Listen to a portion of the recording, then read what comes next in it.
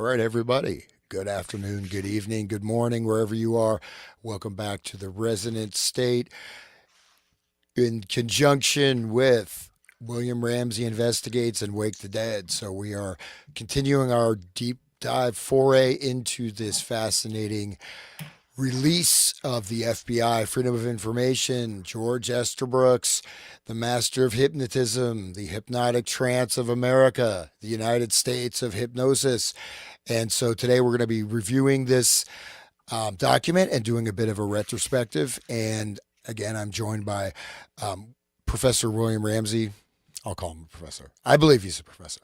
And Sean McCann of Wake the Dead. So, all right, guys, let's go ahead and dive in. Looking forward to this. Great to be here. Thanks for having me back. This is a really great series, and I think this, like we're talking the pre-show. It's really important to understand all this stuff. This precursor, these dates are pre-World War II, and so the release of this document for people who haven't gone through the entire 10 episodes, which I do recommend you go back and look at this. This was FOIA from the Black Vault. I think the guy's name is Greenwald. So you can go to the Black Vault website. There's other great documents there, but for some reason this was overlooked by researchers, but it really is a gold mine of information and technical stuff. And I'd just like to restate maybe the obvious is that these are correspondences that back in the day, they had to type them out. They either had secretary or secretaries typing all this stuff, usually in detail with like strange printers or carbon copies and things like that that had to go out to all the bigwigs. So this is like a very time consuming process. The compilation of putting together this 450 pages of stuff in two separate PDFs over time is like a lot of work. So this is important to them. So it's not like sending out casual emails or being on social media, just posting a flurry of stuff. So this is, I think, really important. And I think it's also important to understand the kind of the unfolding of Esterbrooks' knowledge to Hoover, to his underlings, to Tolson, who was his gay lover, supposedly, and then the introduction of Erickson, who was another scary guy. We were talking the pre-show, like there's so many important little facts and pieces of information on this. But for me, the thing that stands out the most is the one I think we mentioned either last time or the time before that, which is where Dr. Larson talks about what they're up to. And I'll read the full sentence. It's Dr. Larson indicated that because anyone associated with hypnosis has a dangerous tool and weapon at his command, he is necessarily subjected to such much rumor and gossip concerning violations of medical ethics and practices and of immoral actions. And it's actually, these same terms are very important because if you go all the way back to Manchurian Candidate, there's that statement of Yen Lo talking to people and that this is a weapon. He's talking about Lawrence Harvey's character saying that he's a weapon. And so they're using that same information in a classified document. To my knowledge, this document, like I said, was not exposed until 2018. So you see that same kind of conceptual theme. But I think that's one of many important statements in this whole thing that we've only gotten up to 128 pages. So there's a lot more. There's a lot of, just to let people know what's on the horizon, there's a lot of academic papers in this and stuff like that. And I don't think it's worth our while to reread in detail. So I think the correspondence is really the more important part. But you can get this document, or these guys can do it as well if they want to do it solo. But for me, that's not as important because there's a lot of academic documents referenced in this. But those are really my takes. And just to do an overview of the whole, like what we've done over the last 10, we covered Manchurian Candidate, the movie by Condon. We did the intro to, I think it was the Condon intro to not the Marx book. Mission Mind Control. Thank you. Operation Mind Control. Thank you. Walter Bauer. Thank you. We did that. Then we did something. Oh, we did Dave McGowan's Kill. Yeah, Program to Kill, Mind Control 101. So we read all that. And then we came to this document. And it just shows also like how intelligent and important McGowan was, like giving just a basic outline. And then we've talked a lot about current events, Hans's restated a number of times how many strange killers there are. Right now, Mangione is being tried. This guy, supposedly who killed Charlie Kirk, Tyler Robinson, was brought into court. I can probably bring that video up because somebody was there. No media, which is really weird. Only 20 people from the media at the state court for somebody very important who was killed, shot. And she said he was a zombie. He just basically stood there. She literally saw him. I'll try to bring that up now. But that's my take, my overview of what we've done so far. Yeah, yeah. It's oh, sorry, Sean. Sorry, I started first. No, go ahead. I just wanted to say that it's really important to us too that are doing the deep dives and the research, and the fact that you're bringing this for all of us is like huge. I was saying in the pre-show about how it's like Mystery Babylon level. Like Bill Cooper, I mean, he had millions of shows, but those Mystery Babylon, there's like 47 of them or something like that. Those were true gold. And, I would listen to those over and over again, just to really soak in All right, we're what he back. was teaching us. And I believe that these series here is at the same level. I mean, there's no other podcasts that are bringing you this granular level of information. So I'm just, again, so grateful to have this and to be part of this, and to be able to add.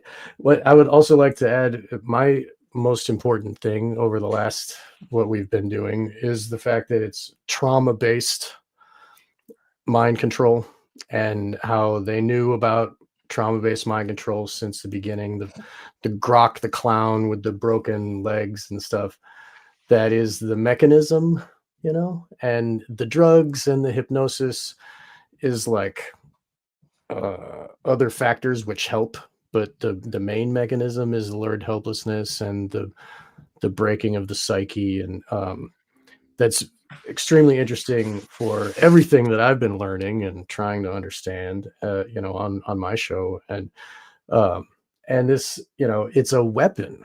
The fact that, and we brought up Russ Dizdar and the Black Awakening, and we brought up the Dave McGowan, and, Manchurian Candidate is about a murderer, like they made him to be a weapon. That's the first thing and it's just more evidence every episode. It's just like evidence of like how finely tuned the military creates their weapon, and the human mind to them is just another mechanical process, like the firing of a gun. They just hijack it. Like Yuval Harari says, or whatever. Like there's no more free will in these people. And the examples of Estabrooks having these like forever hypnotized people. He's got like 3 of them that he's just going to loan out to people. Oh yeah, I mean, it's and it's spoken about like it's just normal, no big deal. 1937, and and somehow in the 2000s, everybody's just like, "Oh, what is it going on? I don't understand the world. What's good? What's the real deal?"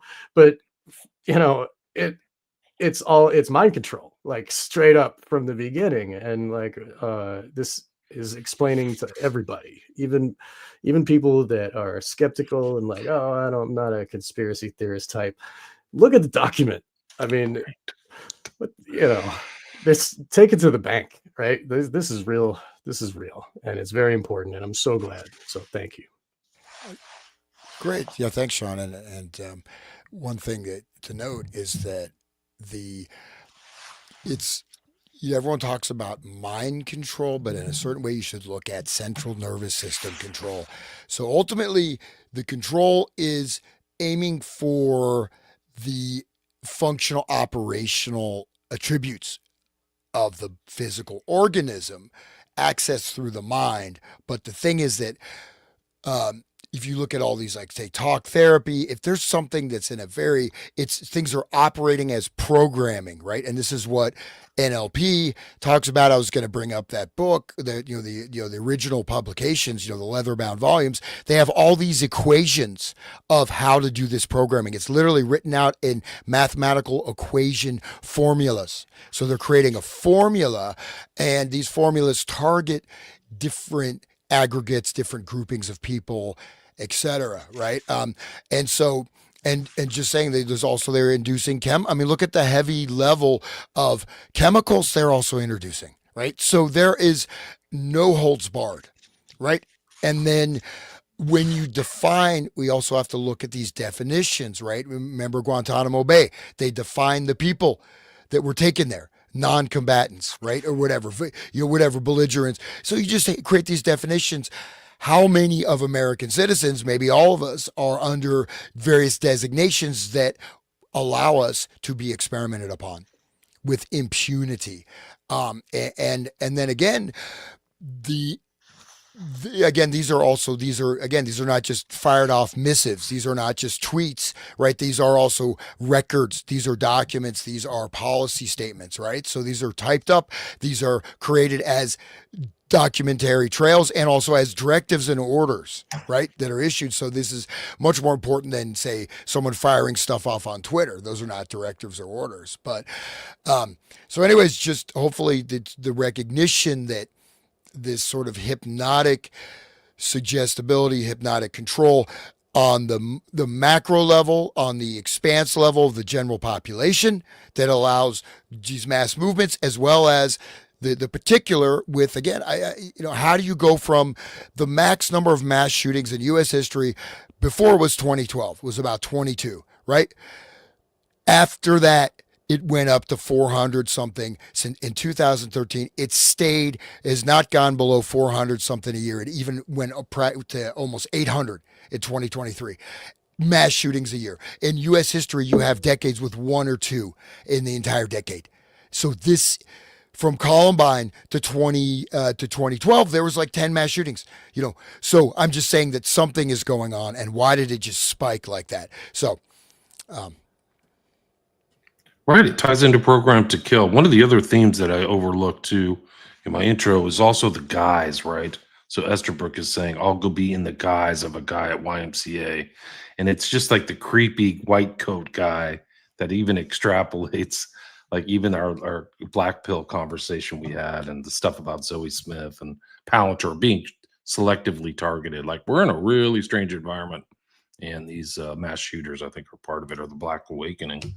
And it makes Russ Dizdar, who I think is targeted, like it makes him even more, prescient. So really important stuff. Great. Would you want to like to dive in here on the document? Yeah.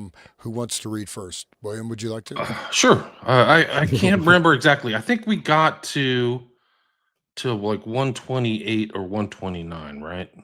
The use of hypnotism, I think the effects may result from improperly used. But did we do that? Interview with Mr. Quinn Tam of So that's where Laboratory. We're at. Okay. I think that's where. Okay, that's where we got. So we're definitely 129. Yeah. So memorandum for Mr. Nathan. This is April 13th, 1937.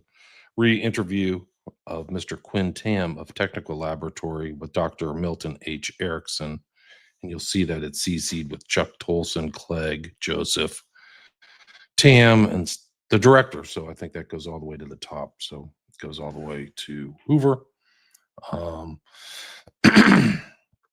So it's the following is a report of the interview conducted by Mr. Quinn Tam of the Technical Laboratory. I believe the Technical Laboratory was kind of like their Q, like, James Bond had Q. I think that the Technical Laboratory is like the FBI's version of that. With Dr. Milton H. Erickson of the Psychiatric Hospital at Eloise, Watt, Michigan, on the general subject of hypnotism. Mr. Tam was accompanied during this interview by Special Agent Levin of the Detroit Field Division. Mr. Tam spent approximately 6 hours with Dr. Erickson on Saturday, April 10th, 1937, during which time Dr. Erickson gave a couple of demonstrations, which Mr. Tam reports as being absolutely amazing and of such a nature that it is hard to believe that one person could exercise control over another individual in the manner in which Dr. Erickson works without actually seeing the process demonstrated. So that's the other thing is like public credulity. Like people don't know they can do this. I'll just reread that statement.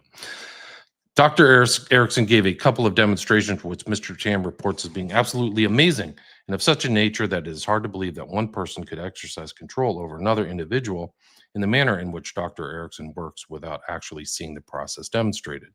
The first demonstration which Dr. Erickson gave consisted of calling into his office one of his patients in the hospital, a boy who possibly has a queer mental quirk, which throws him into the class of persons known as an exhibitionist, but who otherwise has about the average mentality of the ordinary clerical employee. Before starting the demonstration, Dr. Erickson advised that he has been working with this boy for a period of approximately 100 hours, doing all sorts of research experiments with him, and at the present time has him conditioned to such an extent that upon the command to go to sleep, the boy is placed in a deep state of somnambulism. When placed in this deep state of hypnosis, resembling very greatly an intense trance, Dr. Erickson proceeds with a type of experiment which he calls the personalization, and changes the boy's personality from the individual who he actually is first to a fictitious character whom he calls Johnny Walker. As Johnny Walker, the subject was a boy with the mentality probably of a 6-year-old. He had a great deal of difficulty in enunciating and pronouncing words, or in speaking generally. His reactions were the same as an imbecilic youth, but he readily obeyed commands which the doctor conveyed to him. He kept the boy in this condition for approximately 1/2 an hour. Then, simply with the words, "Goodbye, Johnny. Hello, Tommy," Dr. Erickson changed the boy back to his normal self. However, he was still in a deep state of somnambulism. As a control to show that the person was actually in a hypnotic state, Dr. Erickson made use of the induction of muscular rigidity similar to catalepsy, so that during the whole course of the demonstration with this particular subject, the doctor had him hold his arm in a rigid position. This is very common testing of hypnotic states, and you'll see that played out through a lot of other people. I've read of William Joseph Bryant doing the same test. Due to the fact that this experiment lasted for a period of an hour and a half, it was absolutely impossible for the subject to fake the extreme rigidity of his muscles for that period. During the time that the boy was the second personality, he was instructed that he was in the room alone with the doctor, and upon looking around the room and glancing at the 2 agents present in the room, the subject failed to recognize that there were any people sitting there, and talked to the doctor as if he were in the room by himself. During the second stage of hypnosis, the boy was able to recount everything that had gone on before in a sort of abstract manner. The impressive part to Mr. Tam was the fact that he could recall all of the conversation to the most minute detail, and to such an extent that it would have been impossible for a normal person to recount the conversation word for word, as it was done by the hypnotic subject. Then, simply with the words, "Goodbye, Tommy, you are now Charlie Burr," the doctor transformed the subject into another personality, this time a person with whom the subject was familiar and who had worked with in the workshop of the psychiatric hospital. According to the doctor and this personality, the subject took on the mannerisms of the previous person, imitated him, and was instructed to tell why he was in the hospital. And after a little urging, broke down and gave the reason why this other person was being retained, all the time the person thinking that he is the dual personality. After giving this demonstration, which lasted about an hour and a half, simply by the words or instructions, "Wake up, Tommy," the subject was returned to normal and was then questioned by Mr. Tam as to his feelings. He seemed to have absolutely no memory of what had occurred during the hour and a half, during which he was hypnotized, and evidenced no bad results from this hypnosis. So amnesia, right? Total amnesia. Goes back to the book and movie Manchurian Candidate. Do you guys have any comments before I go through the second demonstration? This is like their holy grail of what the government wants from people is, Yeah. like give them an hour in a room and then they can do that with someone's mind. I mean, wow. Was there preconditioning? I mean, he worked with him in the hospital before. So like, did they torture this guy? Like, I wonder more.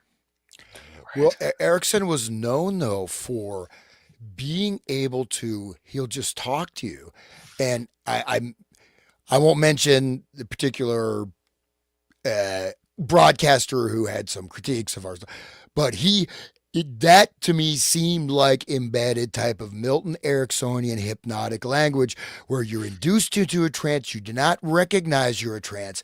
Here's a couple things that are maybe not scary is the wrong word. The previous document, they talk about use of magnetic fields on animals to induce hypnosis, electromagnetism, electromagnetic fields, cell phone towers, you know, Wi-Fi, Right, etc. right. So this experiments with magnetic fields, electromagnetism, aggregate states. So you're doing force multipliers, types of induction. So the main thing is induction, force multipliers.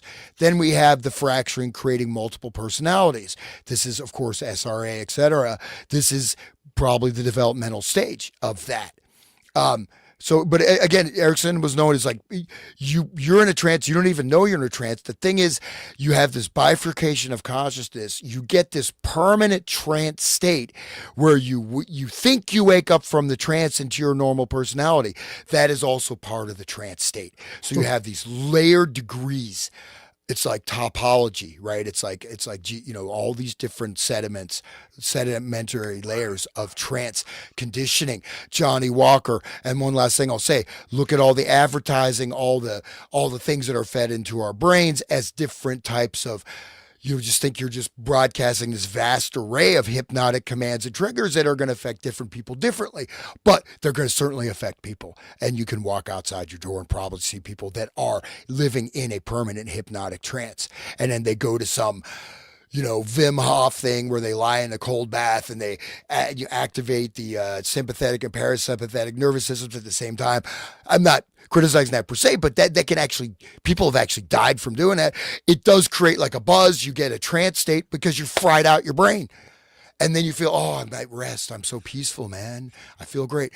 But you're still in that aggregate hypnotic conditioning state. So that's what he's referring to, which is really, really, really chilling if you think about it, is this permanent state of low-level trance induction where when you wake up from one dream, you're in another dream. You wake up from another dream, you're in that dream. It's like this series, it's like a hall of mirrors. And then think about that with the 24-hour news channels that are always like giving you this new reality, and you just got to keep up with what's the crazy news now. Oh, what's the crazy thing? And it's just like continually putting you in that fear state of Grok the Clown. Like, oh, I mean, Dopamine hit. And then you go on Facebook and you get your dopamine hit from the likes. So it's just doot, doot, doot, doot. Then you go to the Indian right. casino and get your dopamine hit, and just like you're how conscious. Yeah, you are pull the you know? lever and all the bells and whistles go, and like fucking yeah. And The then you other see thing is, the number 777 is like this highly occult magic number, and it's like, oh yeah, and then your eyes bug out even wider. Yeah, yeah. Wow, Yeah. it's even like the amnesia element too is very important. Like we did that show on Black Pill about COVID, and it's like people just forgot and went forward. It's almost like something from H.G. Wells, where you have the Morgoth and the Eloi, where the Eloi have just no memory or no capacity for circumspection. Like I'm here, like I'm in the midst of people who are like like they think that Tyler Robinson was a tranny loving furry who shot Charlie Kirk. Like I literally talked to them. I'm like, oh, really? Wow, that's really great. Yeah. So he did shoot him with a 30-06. Well, that was what I was told on TV. Like I'm literally having these conversations. It's just like, whoa, you're like literally being led around like a grokking clown. Like the story is a total fairy tale, by the way. Like if people can't figure that out, people who listen to my show know it's a fairy tale. But And you But know what? not just that, Oh. like every 4 years, people are under this trance again, and they think that they can go just vote themselves into freedom again. Like, and I look around, and all these people are crazy, and they're all under this trance, and they all have this false reality that like so there's levels. You know what I mean? There's like religion and statism, and like all of the culture. Like everybody's under those kinds of. That's the sediments that Hans is talking about. Yeah. No, it's But really then you real. get It's interesting because you learn this from like learning this knowledge. It's almost like you're your own doctor trying to like ascertain this person. How much do you know? I had a family member. I'm like, yes. He's like, yes. Tyler Robinson shot Charlie Kirk with a 30-06. And I asked him, how do you know that? He said, why would I know anything different? Well, there you go. And things Wow. are forgotten. As soon as the news cycle shifts, it's forgotten. So this is, I mentioned the nervous system, right? So when you're doing, your doom scrolling or you're doing, your social media, what you're doing is you're just, okay, you've got this light waves coming to it's just all in the brain, right? And you're just firing up see, people, I think it is keeping people in a continual startle reflex, right? So the startle reflex, gunshot, bam, bam, bam, bam. But then it turns that into a pleasure. So it rewires your brain. So pleasure becomes pain. What is damaging you becomes attractive. And then you are in a bad way because you're addicted to it. It's like the sadomasochism thing. It's like the people they all of a sudden they think that pain is pleasure, and then they start doing that to other people, and like it's like a switch that gets flipped in their head, right? I don't know. Anyway, That's incredible. it goes right along with those Frankists, doing the opposite of everything, and we were talking about in the pre-show, but yeah, sorry, we kind of veered off. Are there comments then? Yeah, did you bring those up because you want to read them? Okay. I'm going to bring my Well, they're dog in. just there's tons of comments. I just forgot to put this little kind of. Oh, okay. We'll get to that marker on the later. thing. We'll get to that. We'll maybe at an hour mark, take a break or something. Okay. All right, back to the document. The second demonstration. No, I got this. Okay, I'll finish this document. All right, good. The second demonstration was extremely startling and probably demonstrated that Dr. Erickson, in Mr. Tam's opinion, is purely interested in the scientific research of what actually occurs during a state of hypnosis. Mr. Tam believes that he is probably brutal, absolutely without scruples as far as his research is concerned. Mr. Tam believes that he is probably brutal, absolutely without scruples as far as his research is concerned, and will go to any means to obtain the desired end in the research in which he is interested. Perfect psychopath, right? Yeah. During the course of the luncheon, which Mr. Tam had with Dr. Erickson, without any warning whatsoever, and in exactly the middle of the luncheon, Dr. Erickson hypnotized his wife and had her sitting at the luncheon table, holding her arms stiffly rigid straight up in the air in such a position that a normal person probably could not maintain it for a period of more than 40 or 50 seconds. By actual timing, Miss Erickson's arm remained stiffly rigid in the air for over 5 minutes. During this time, the doctor asked her several questions which she undoubtedly would not have answered in the presence of strangers if she had been in a normal condition. This demonstration was extremely impressive, but did not give a very good insight into the type of character which Dr. I think it does give us some insight. I think it gives a lot of insight. The demonstration was extremely impressive, but did give a very good insight into the type of character which Dr. Erickson undoubtedly is. Wow. So this is his second wife. He's got her, probably selected her because she's a good hypnotism subject, and he's got her saying things that she would not have answered in the presence of strangers if she had been in a normal condition. Wow. Didn't we talk about this before? Like he made his first wife crazy, and then the next one was his 20-year-old. Yeah. His graduate student. Yeah. Well, the thing is that you have to understand all the guys, all the deception. That's what he probably got her a job after he found out, oh, this is my little hypnotized sex slave or whatever. Right. And he had 5 kids with her. And he was 10 years older or 20 years older. Yeah. As she was being impregnated, she had her arms stiff like this, and she was like reading some kind of like a thing from the brain.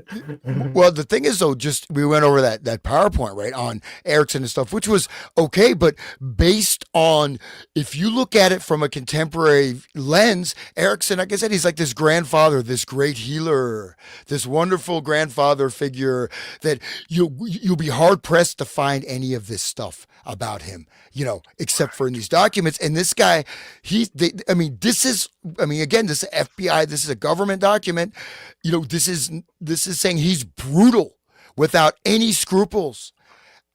He's literally saying it's so funny, dude. It's like his wife. He's like, he doesn't. That is I mean, that's intense, right? This is like Dude, of all this people, guy's a your life is psychopath. sacred. Like, why would you do, like, instead of just some random person, one of his students or some person from the CCC or whatever, it's his wife, the mother of his children. He's gonna do this too. Like, what the? Oh my god. This is the second person with something unfavorable to say about Erickson. The demonstration was extremely impressive, but did give a very good insight into the type of character which Dr. Erickson undoubtedly is. So he has no doubt Erickson is a monster or whatever. Dr. Erickson seems to be very enthusiastic about his subject and extremely willing to cooperate with the Bureau in any type of work which it may wish to conduct. Wow. He informed Mr. Tam upon questioning that he has been working with hypnotism for a period of 14 years, during which time he has had as hypnotic subjects probably 500 people.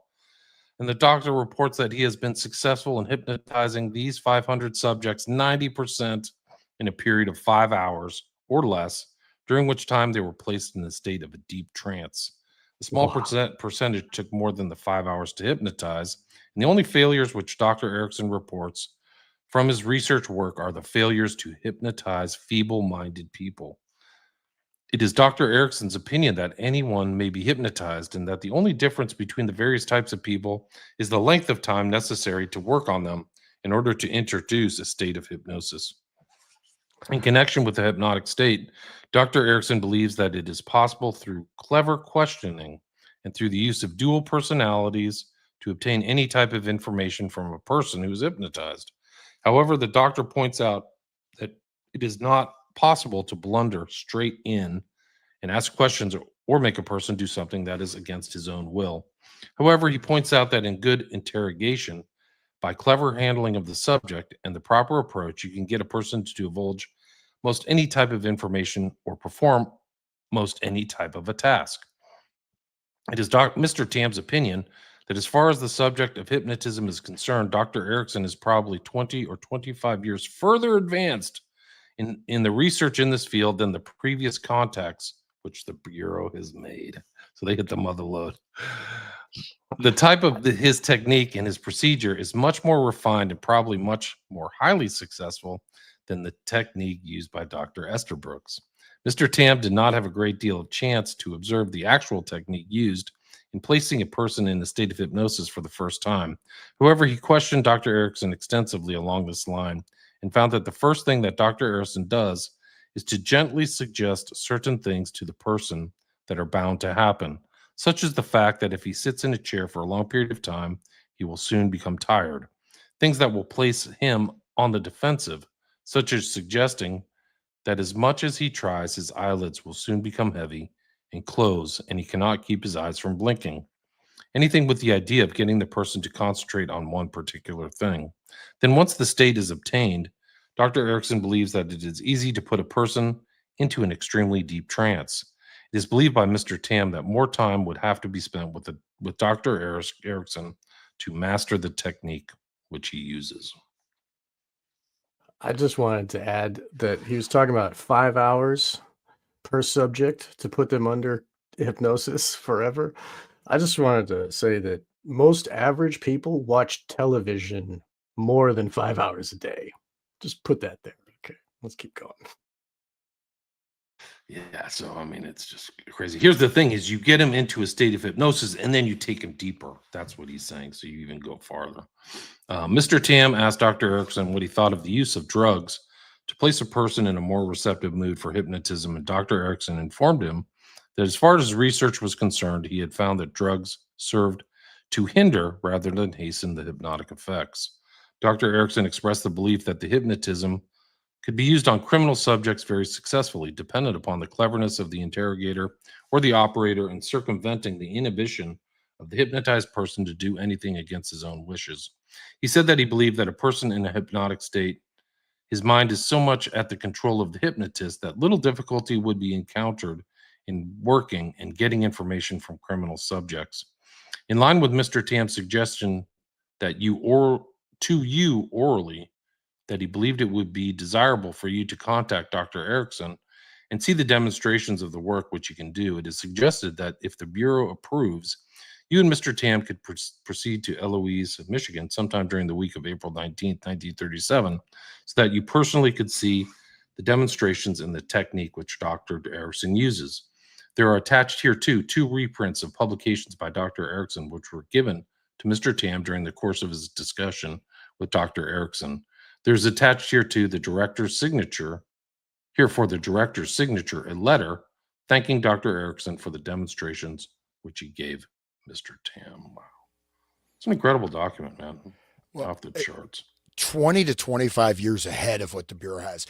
So you see that what we've revealed with this, I don't think, okay, I've known about Erickson in conjunction with NLP. I had no idea that he was connected on this level and really in a certain way far more advanced, right, than other people. Even and again, absolutely without any ethics whatsoever. Power by any means necessary, even including saying, I'll hypnotize my wife and I'll make her talk about her sex life, basically implying that, and make her do something that's some incredibly painful position, stress position, and just at the dinner. I mean, well, in front of the public. That shows that he has absolutely no scruples. It's simple power, control, and like this next study, I don't know if we want to go through all of it, but I mean, just look at this again. You mentioned this already, William, is the white coat. You go in for a treatment and you end up as a hypnotic subject. This guy has a problem. What? Premature ejaculation. Well, let's go ahead and let's induce a neurosis and make him mentally ill also. So you're still going to have premature ejaculation, but you're going to be psychologically screwed up. Thanks, Milt. Here's the thing, guys. If you look at so really many helping of society, these program guys, they've been in the hospital for long periods of time or in and out of the hospital, whether it's Chapman or Sirhan. I mean, the list is really actually long. Mangione, Mangione went in the hospital for like a back surgery, came out like a different personality, right? And wanted to, like, Ted Kaczynski is my hero. Well, how did that happen? Right. Like, are you Johnny Walker now? Like, what's your real personality? This is really scary stuff. Going back to Hans, they use the word brutal. Like, Milton Erickson is brutal. Not the nice grandfather you thought it was, Hans. Yeah. But again, who has talked about Milton Erickson, and even with SRA, he's been sort of written out of the history. But I knew he was very powerful. I mean, he had very powerful techniques. But I look at this. He's creating multiple personalities, subsets in 5 hours. Maybe not even 5 hours. That's the thing. He was known. He'll just talk to you, normal conversation. He's already embedded hypnotic triggers, and then he'll just start activating them. A gesture, this, that, tap you on the shoulder, put the anchor in. Right. And again, just modulating speech, putting the command words in, and like listen to Aldous Huxley's speeches, listen to Bateson's speeches. They're those things that you just kind of blather on, but like get to the point. Well, even Noam Chomsky, great example of hypnotic Ericksonian hypnosis. Right. Yeah, but I mean, Noam Chomsky, the intellectual, superstar of the left. Yeah, but the way he talks, his measuring word emphasis, he's also using maybe a more mild form of Ericksonian hypnosis in these discourses. I mean, okay, maybe that's a jump, but no, really, that is. I mean, he's the gatekeeper. Like, ask him about 9/11. He'll say, you're an idiot for not believing the government. Remember during COVID, he was like, oh, people that don't get vaccinated, they can just starve and die. Like, okay, like whose side is he really on? Like, he works for the death cult. These people, like look at like Kinsey is the most ruthless psycho. Like, they've hired him and made him the hero. Just like this Milton Erickson is like, oh, he's brutal. Let's hire this guy, and he wants to work with us. Yay. I mean, what is government consisted of? It's psychopaths that want power, right? I mean, so he fits right into the fold, right? Just fold him right in. Like a deck of cards, like all just stack of psychopaths. Like, anyway. And then, so the next one is induction of specific amnesia, where you forget certain things, right? And can we not see specific amnesia? This event is out of the media. Oh, what? It never happened. You know what I mean? It's not brought up. I mean, and we literally are. Right. You see this The all. Democrat hoax, right? The fucking Epstein doesn't exist. That never happened. You know, and this is 1984. You know that Right. Orwell, who was Right. knew Memory about the hole. Fabian Society, Tavistock Institute, and all that stuff. So there you go. I mean, this is. Anyways, Yeah. you want to English socialism, right? The whole like, the guy from South Africa there with the diamonds, the rings within rings and all of that world domination, new world order, like the crown of England and the trifecta of London and Washington and the Vatican City, and like what is all of that? Like it's this and this power system. Like I don't know, I guess it's pretty off the wall right there, but it's not. I mean, it is all connected. wow, this is Bandler and Grinder, the founders of NLP. You know, we'll have to You play have some of ties the to Erickson. So you got ties to Erickson, to Bandler, to Grinder, and then that big guy who does all of those like public things. What's his name? I forgot his name. Who's like the NLP guru or whatever, who got busted with a Tony lot. Robinson. Tony The Robinson teeth guy, yeah, huge dude. He's fake. He's not, he didn't do right, any of the work. He's like a front man for the concepts. right. And he's like a cutout. And then he gets busted for like sexual inappropriate contact with the audience. So you can see Erickson, these guys know these techniques, man. Yeah, it's just One of the incredible. Yeah. one of the right now there's a quote from Mindhack 2878. They pushed NLP heavy in the Temple of Set. Okay, that makes sense. Yeah. Not surprising at all with Aquino and him was working for the same people, right? I mean, Yeah. Well, When I have go ahead. just. When, I don't know who started first. So you I'll just finish real first. quick. You go ahead. So there's I did mention sort of the shameful past where I did the personal power program of Tony Robbins, but he has interviews with different, he goes around the world, he interviews different people. So he has an interview with Wayne Dyer, right? And Wayne Dyer is, you can see there's a hostility. He says a lot of people are not who they seem to be. Some people are working under the guise of self-help are actually working Wow. for the forces of evil. Like Called him Tony out? just keeps going with the interview, but it's very, like, you can see he's in, Wayne Dyer's Florida mansion. I mean, sorry, Hawaii mansion, but you can see that Wayne Dyer's like calling him out big time. So I'll see if I can track that down. It's quite does he fascinating. literally Great. use the That's word great. guys? Yes, he Wow. does. And it's really, I'm surprised he even included that in the thing. Like, why did you not just erase this? But he's literally, he's basically saying that, Tony is, you are a cutout. You are not who you claim to be, and you're working for government agencies. And he doesn't say directly about Tony. He talks about people like that. Of course, he's referring to Tony. And there's a very tense, hostile sense of like, get the hell out of my house, Tony, you big, mutant ape. That's Sorry. great. Makes me think higher of Wayne Dyer. That's great. My Wow. parents used to have those tapes. This is like the foundation of so much stuff that's just scattershot through the whole culture. Like, this is it. It's just absolutely incredible. All the way up to the present. So there's people like, oh, this is a dead letter. This is some old document from 35. No, guys. This is the foundation. This is it. They'll write books about this document. There's no question about it. And they There's use so any real researcher will use this as a baseline or one of the baselines. there's there's so many people that look into NLP, but it's based in this torture research, right? It's not just words, it is words when it gets to Erickson, but I wonder how he's torturing these people in their heads, like with words. Like I'm wondering how he's getting this effect, because it's grokism that it takes to get this way.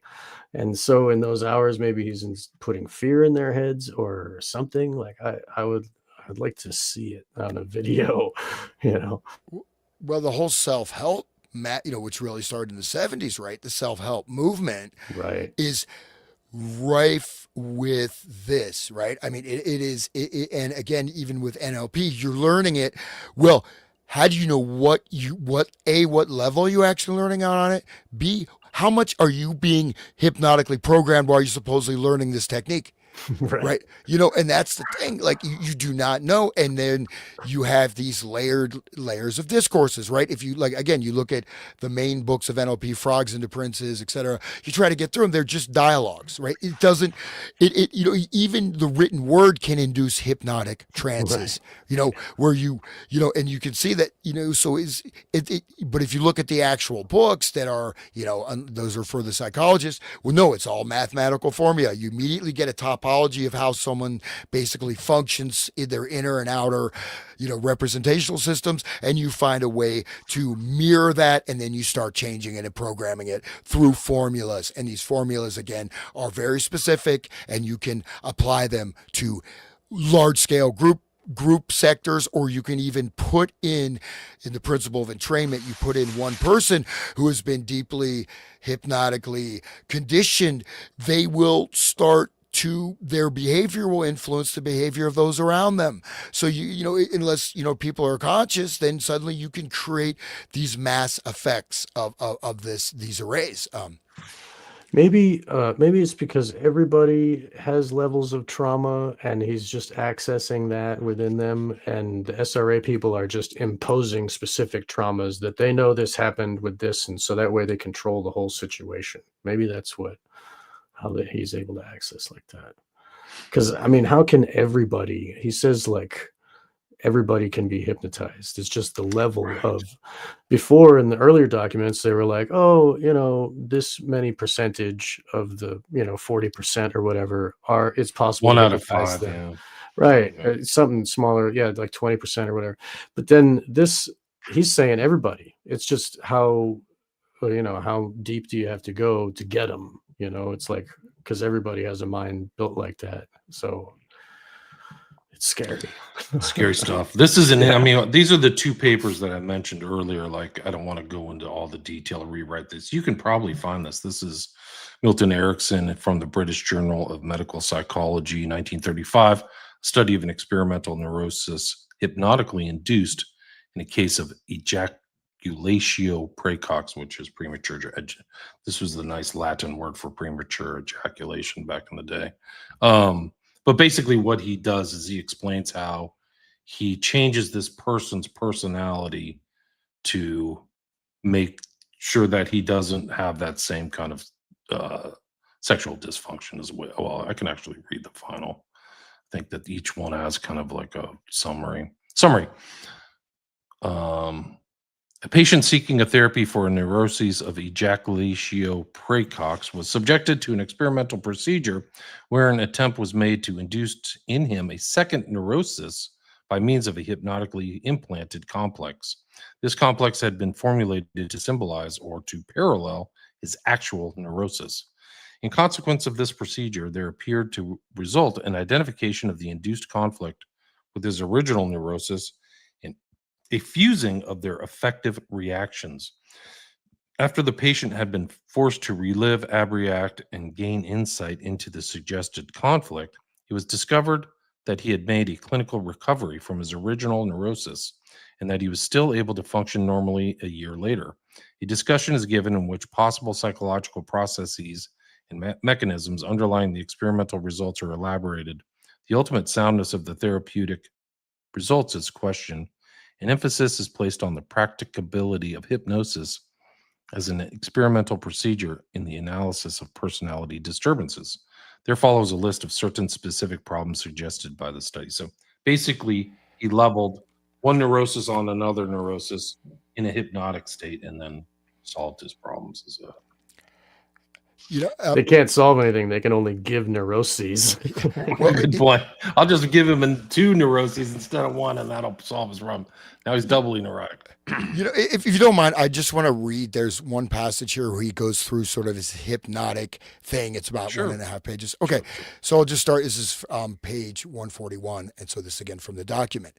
So, as soon as a patient had been placed in a profound somnambulistic hypnotic trance of the type characterized by an apparent complete dissociation from all environmental stimuli and by an apparent total amnesia post hypnotically for all trance events and suggestions, he was given the following instructions.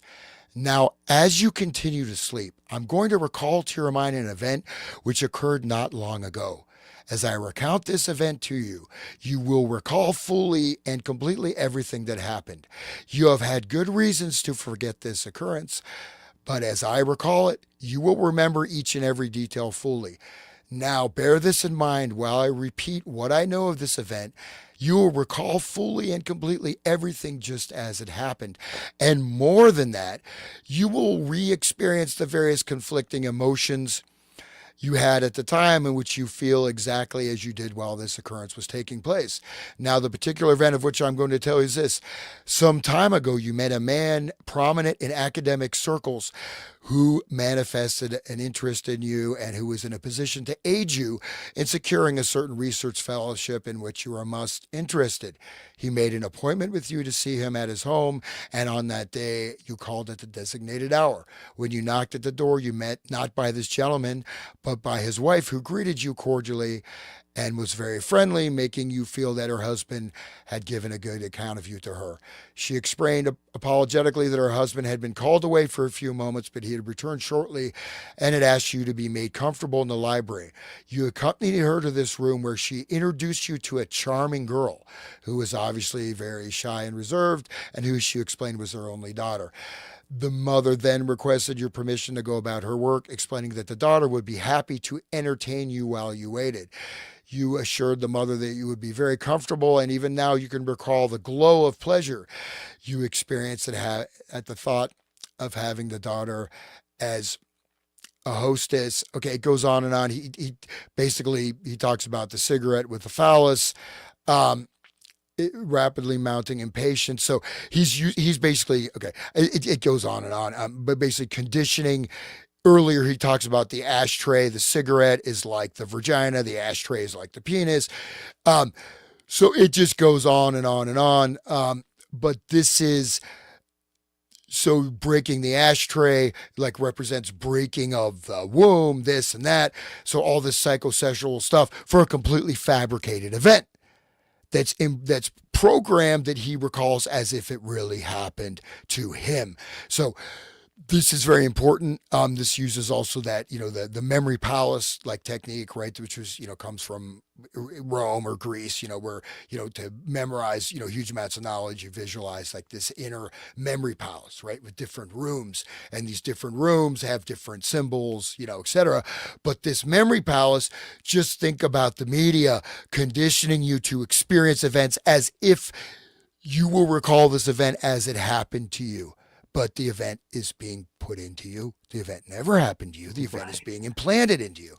So I could go on and on.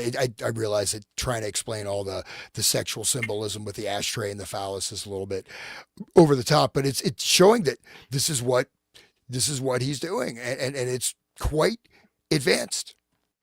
And it's kind of what the news is doing with 9/11, never forget, and they're like showing us what Obama or Osama did this, and they were going hard on telling us, oh yeah, the floor's pancaked, and yes, the floor's pancaked. I know that is the true. Just like William was saying, this guy, his family member was saying, yeah, Charlie Kirk was shot by this guy. I know that's true, but why would I know anything different? That it's imposed on them, this reality.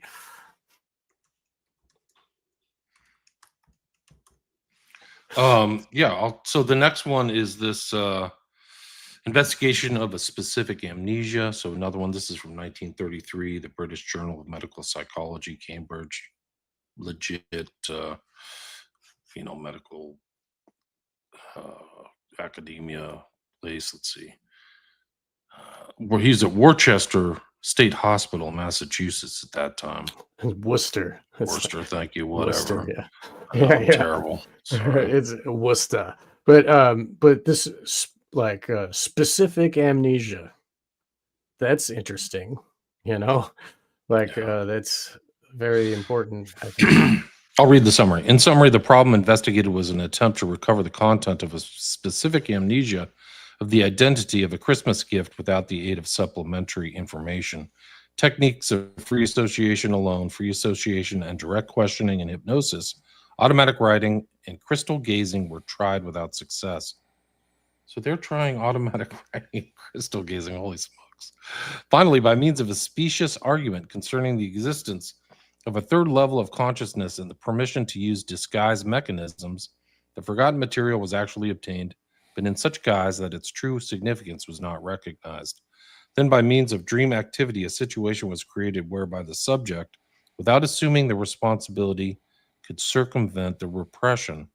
Following this, a conflict state developed, characterized by the alternate repression of two ideas, and ultimately resolved by the attachment of the effect to a related subject, from which it was eventually dispelled. The motivation of the amnesia was not learned until months later, when the subject disclosed its origin to lie in an emotional conflict concerning two men. And the complexity of these like techniques and stuff. And the other document used the term abreaction or abreact, which I remember the Scientologists use. So I'm like seeing this kind That of like Philip K. Dick resonation into uses that all the time. this stuff. that's Yeah, for listeners, that's when your body feels the same feelings as it did when it was being abused. When you have the memory, your body is remembering it too, and you're feeling it again. So that's what Well, abreaction is. well, in a sense, it's like you could almost say it's like you're going fully back into that state. You're Right. experiencing it completely. You feel it in your body. It's like you're It's like a present. timelessness back to where back Yeah, in time. Yeah. yeah. Just from just the beginning, um, what he does mention again, just to highlight this in it, this is from the first paragraph, but in achieving the desired results, use was made of various psychological techniques of free association, hypnosis, automatic writing, crystal gazing, and dream activity. The complexity of psychological phenomena, the successful use of disguise mechanisms, the apparent, though perhaps artificial sublevels of consciousness, and the peculiar behavior of the effect encountered all invite speculation and give rise to problems for investigation. Aren't those occult techniques also? Dream, crystal gazing, automatic writing, Right. I mean, It that's was there. famous New Age or right something. around the turn of the century there. Everybody was doing it. And, like that's when Crowley was in his prime and Blavatsky was doing her thing. And they had the table tipping and the people were having seances on their big rich houses all over the place. That was All right, like we're at 20 the years hour. We're before at the that. hour mark. I'm just going to go through some of these comments so I don't have to Mm. go through them all at the end. All Johnny right. Sumatra, welcome. Let's see. NW Shot Stop. A peace, love, and gratitude to you guys for your research and deep diving insights.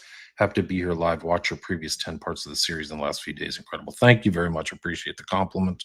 Please share it, guys, if you can. Johnny's here. Hey, Johnny. Welcome. Jacqueline sending love from Cumbria, England. Great. Thanks for listening. Super sticker killer connections. Thank you very much. Anything you can provide. So, really, one of the best things you can do, which costs you no money, is just share the show, guys. If you're on social media, think it's good, tell your friends. If you're out having a pint or you're at dinner or whatever, just recommend the show. That's all you can do. You don't have to have any money out of your pocket. It's worth actually more. Johnny Sumatra. Has anyone ever found an online platform that was a common denominator for these alleged MK Ultra patsies? Discord, a claiming site that could profile, select, and program candidates online via hypnosis conditioning. I have not, but Um, you see that people like the one that comes to mind is that guy Gendron, who was with an ex FBI agent. FBI, we're talking to the FBI now. mm. Ex FBI agent, and then he traveled to Buffalo, New York, and shot all those people. If you remember that, that's super sus. I know about Discord. I've been part of Discord, and it makes these little private chats between people. It's like the chats of Facebook, but and you can go into different rooms and really specify what you're talking about, what kind of programming you choose to receive. That 764, they're all over Discord, and they're and so they can really specify like who they're dealing with, and they can really find it's a good sifting mechanism because like it allows them to chat and talk it all out, and then they can read and see and evaluate people's mental state and like where, you know.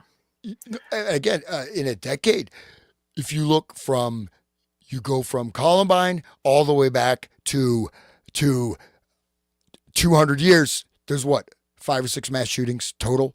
You again, I'm just bringing that up because the numbers jump up, and so you're looking at thousands of. You're looking at like averages, about 600, 500 to 600 a year since actually 2026, 25 is only four. I think 463 right now as a composed, compared to 2023, which was almost 800. So these are 800 mass shootings. Like even that thing, the National Guard thing is not on the list because it's not a mass shooting. It has to be at least 4 people killed or injured. So it has to be more than 4 and above. So to go through and aggregate all these people, because most, again, this National Guard thing, yeah, he shot 2 people. All the other mass shootings, they're not reported. There's like, look how many were in Ohio. Have you live in Ohio, right? Have you seen any of these things reported? No. They are not reported at all, except for occasionally. So to look at these, I bet that's actually a great point because I bet there's some commonalities, but then this stuff, and how do you even find data on that? Because these are almost all these stories are just in local newspapers, and then they never hit the national press. Except, selectively they do, but they don't. We'd be inundated. Like, why are people not freaked out about this? And then they do give us the Boston bombing and these other things that have like obvious actors and staged events to, but I mean, that was Sarnia brothers were controlled. handled. They were taken somewhere to the Caucasus, and they had weird state connections. Very strange. Of course. See, right? I didn't know that, but of course, yeah, they do. They had I think their uncle or their dad had some kind of connection to government agencies like NGOs. Right. And that whole scenario made it so that Boston was allowing cops to come in their house.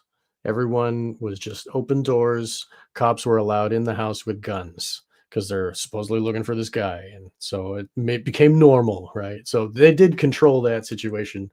Like it had a purpose, but the mass shootings, we don't see that, like that is kept under wraps, I guess. I wonder what they're doing, why they're doing it. Let me get through these. Jack Delaney, good morning. Good morning, Killer Connection. God bless you guys. Speak to you soon about Malott. Yep. Jug, love this SHIT good series. Thank you. Please share it. Targeted individual, good morning. 2024, 48 days, there was 49. Wow, that's a lot. Saitochi, welcome. Project Stardate, Somnambulism. Satoshi knows Johnny Walker well. Yeah, some of us do. I have 3 shrinks, by the way. I have 3. I'm willing to admit it. And it's Johnny Walker, Jim Beam, and Jack Daniels. Those are my That's a fun kind of drinker joke. Kelly, when we see a hypnotism show on a stage where people look like the chicken, is it real? I think part of it is real. And you'll see this kind of process of kind of like what Esther Brooks talks about, where they go through and select subjects, because some people are asked to stand up and go back into the crowd. So like parsing for people who are possible people who are somnambulists and things like that. So I do think it's real. I do. Sumatra, trying-based mind control, yeah. Glyphit. Hey, William, Hans, and Sean. Much love from across the level topographical plane on the land called Italy. Great series. Thank you. Thanks, everybody. This series has gone all around the world. I've gotten compliments from England, Italy, Netherlands, Canada, US, obviously, but like all over the place. Shot stopper. Continually have to remind myself it was 1930. Start thinking about how it's evolved to present day. Yeah, good point. We think the same thing, I think. Bart, Sean, and Hans, you need to read up on the late psychologist Dr. Felix Polk. His wife and killer is still in prison. He'd abused her under hypnosis as a patient since she was a teen. He was a total sicko. Dr. Felix Polk. Well, we're just unveiling all these guys.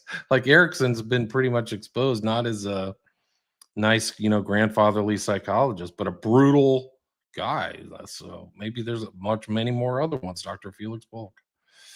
Like some of these guys get away with it, like the dark ones. Like you just, Jolly West is this really well? He's not the only one. It sure seems like. Skinnerian box. Saxon Ranger. Goodbye, Johnny. Hello, Tommy. Who was sleeping while you're walking? Yeah. Mind can hack. Sean McCann, great guest. Yes. McCon. Thank President you. State, Thank you. McCon. That's That's a good pseudonym. You can mix that up. Oh man. Keep the FBI on their toes. You know, you McCon. gotta have a couple pseudonyms. Can you say Erica Kirk? I don't think Erica's hypnotized. She's a willing participant. I don't know what that means. Oh, Look at Kirk Freud. thing. Kirk. Erica The Kirk. wife is Erica. Erica Kirk. Yeah, You're right. Yeah. She's like a Mind Spaniard. hack. Look at Freud covering up all that child abuse with his goofy theory. I think there's something to that. Kanye West. Yeah, good point. I've done a show on that guy's Harley Pasternak. I couldn't tie Pasternak to other mind control doctors because it's a Jewish name. There is a couple of psychiatrists, but Well, he's using those things. No, his fitness guy was his handler, right? Harley Pasternak. That's yeah, it. Pasternak. Yeah, no, we he did a 100%. show with Brett. Okay. We played clips of him speaking about the drugs that he uses to, like, when he's doing this stuff. And we saw the text that he gave Kanye. I'll put you in, what did he say? Neverland or something. And you'll never see your kids won't be the same. Like, sorry, Hans, go ahead. Oh, he's a handler, right? So he's there, and he's either making sure that doing some installation, but also maintaining. He's there as a maintenance for the hypnotic conditioning programming, Right. and also as a director, right? But he's obviously one step along the chain, and obviously, a lot of times through this industry, describing, looking at the hip hop stuff, where some of it, I didn't get. I'll tell you the truth, like I didn't see any of the really wacky stuff, but I was around some of these guys, like, in the studio in Cleveland and stuff. And they live a pretty wild lifestyle, man. They'll just have sex with someone right in the room, stuff like that. Like just drugs. I'm like, whoa, I'm not that wild, but the thing of where they have to engage in this ritual humiliation and the sodomy, right? The sodomy is, in a sense, it's not necessarily gay. It is the initiation. It is also the trauma bonding and the essentially selling your soul. Okay, I will take it up the butt in order to be a star. I'll do anything.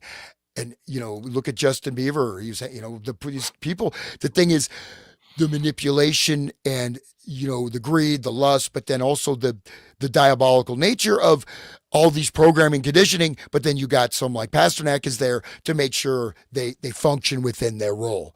And he had a huge stable. Oh, you can go to his website and like there's 50 or 100 well-known stars. Like I just saw all these faces. Some people have met a very strange end too, but like he was just their trainer under no guys at all, right? Like, so this same concept of guys and these people who know these techniques is just all the way to the present. One of the interesting things about Kanye is that Candace is now the #1 podcast in the world, and she mentions Kanye West all the time. And here he is being handled and intimidated, like in this kind of Ericksonian method or something like that. They did that White Lives Matter thing together. Remember, they had the T-shirts, White Lives Matter, just to piss everybody off. Like it was a trolling thing for the Black Lives Matter people. But I just want to say that the giving up of their butthole, like that is the cup of abominations. That's like Mystery Babylon, like when you drink from that cup, okay, that's filth and abominations. You know what I mean? And that's the entry level. That's how you get. It's even in the Bible. You know what I mean? It's like, I don't know. I mean, just the gravy work that those Hollywood people have to do in order to be rewarded with all that they get. They have to drink from the sacred scarlet whore's cup of abominations, and ride the beast. Right. What is it? The Eye of Horus? That's what Crowley called it. Yeah. The mouth of Isis is no good for him. Right. That's right. That's what he said. Yeah. That's crazy people. I mean, like that's. Anyway, yeah. All right, so let's get back to these. Freddie Prinze was senior was hypnotized and killed himself. I'm not aware of that. Somebody could send me an email. That's Jamie. Thanks, Jamie. Luminous Alux. They can do this hands off now from afar. I think you're right. Mind hack. They show you the technique movie, A Clockwork Orange, for sure. It's the Ludovic method. Right. Jamie Wilson Finkelstein speaks like that. Perhaps it's a Jewish thing. Maybe. May just be a skill these guys develop in public speaking is to induce people. Cambodia. Are Well, we my zero? again, I mean, there's certain things people have known about them. A lot of these things, even psychology, it's supposedly a new discipline. I mean, you find lots of psychology in religious books, you find it in philosophy. Psychology existed, it just didn't have that name. So people were able to induce types of hypnosis, whether or not they knew how they're doing it. Or especially in occult stuff, though, I think a lot of the stuff that was potentially, coming from magical practices moved over into science, right? Why you doing crystal gazing or whatever, and so, but Here's Johnny. Were magician shops and magic shows potentially early recruitment sites for victim subject or operators, devotees of hypnotism? I would say that's probably true. There's something to that. Look up the Magical Child in New York City and the Magic Circle. Sean's done a lot of work on that. It ties into Eyes Wide Shut. Like, you're not making this stuff up. It's not a joke. Mind Hack, they push NLP. We mentioned that in the Temple of Set. Jamie, I saw this new podcast that suggested that Folger overheard someone say that Saran was hypnotized by William Kruger, and there was, well, yeah, he's been around. Hypnotized. Saran was passed around. There's a meeting of him with Manly P. Hall at that kind of like occult place on, so like close to where actually one of the Manson killings happened. I can't remember the segment of LA that is, but Manly P. Hall was into the Eye of Horus. Oh, I bet he was into everything. He was into everything, but he was also a master hypnotist. Of course, they all are. Wayne Dyer shouldn't talk. He's one of them. Let me just get through this. Jello Head Jabroni, part 11, still want more. Oh. No, P.S. Michaela Peterson interviewed a girl promoting NLP because she had done it to herself and recovered from pain. I think it was interesting. Kelly, thanks, Kelly, for listening. A lot of self-help and seductive advice is kind of psychotic, like treating people's objects as if of you, a will and magical opinion. Yes. Thank you. Luminous, something old, completely relevant now, no doubt. Books are good. Mind Hack, I'm a Christian, but you can even see some of these principles in church services with control of the audience and especially with political rallies. Absolutely no question. Absolutely no question.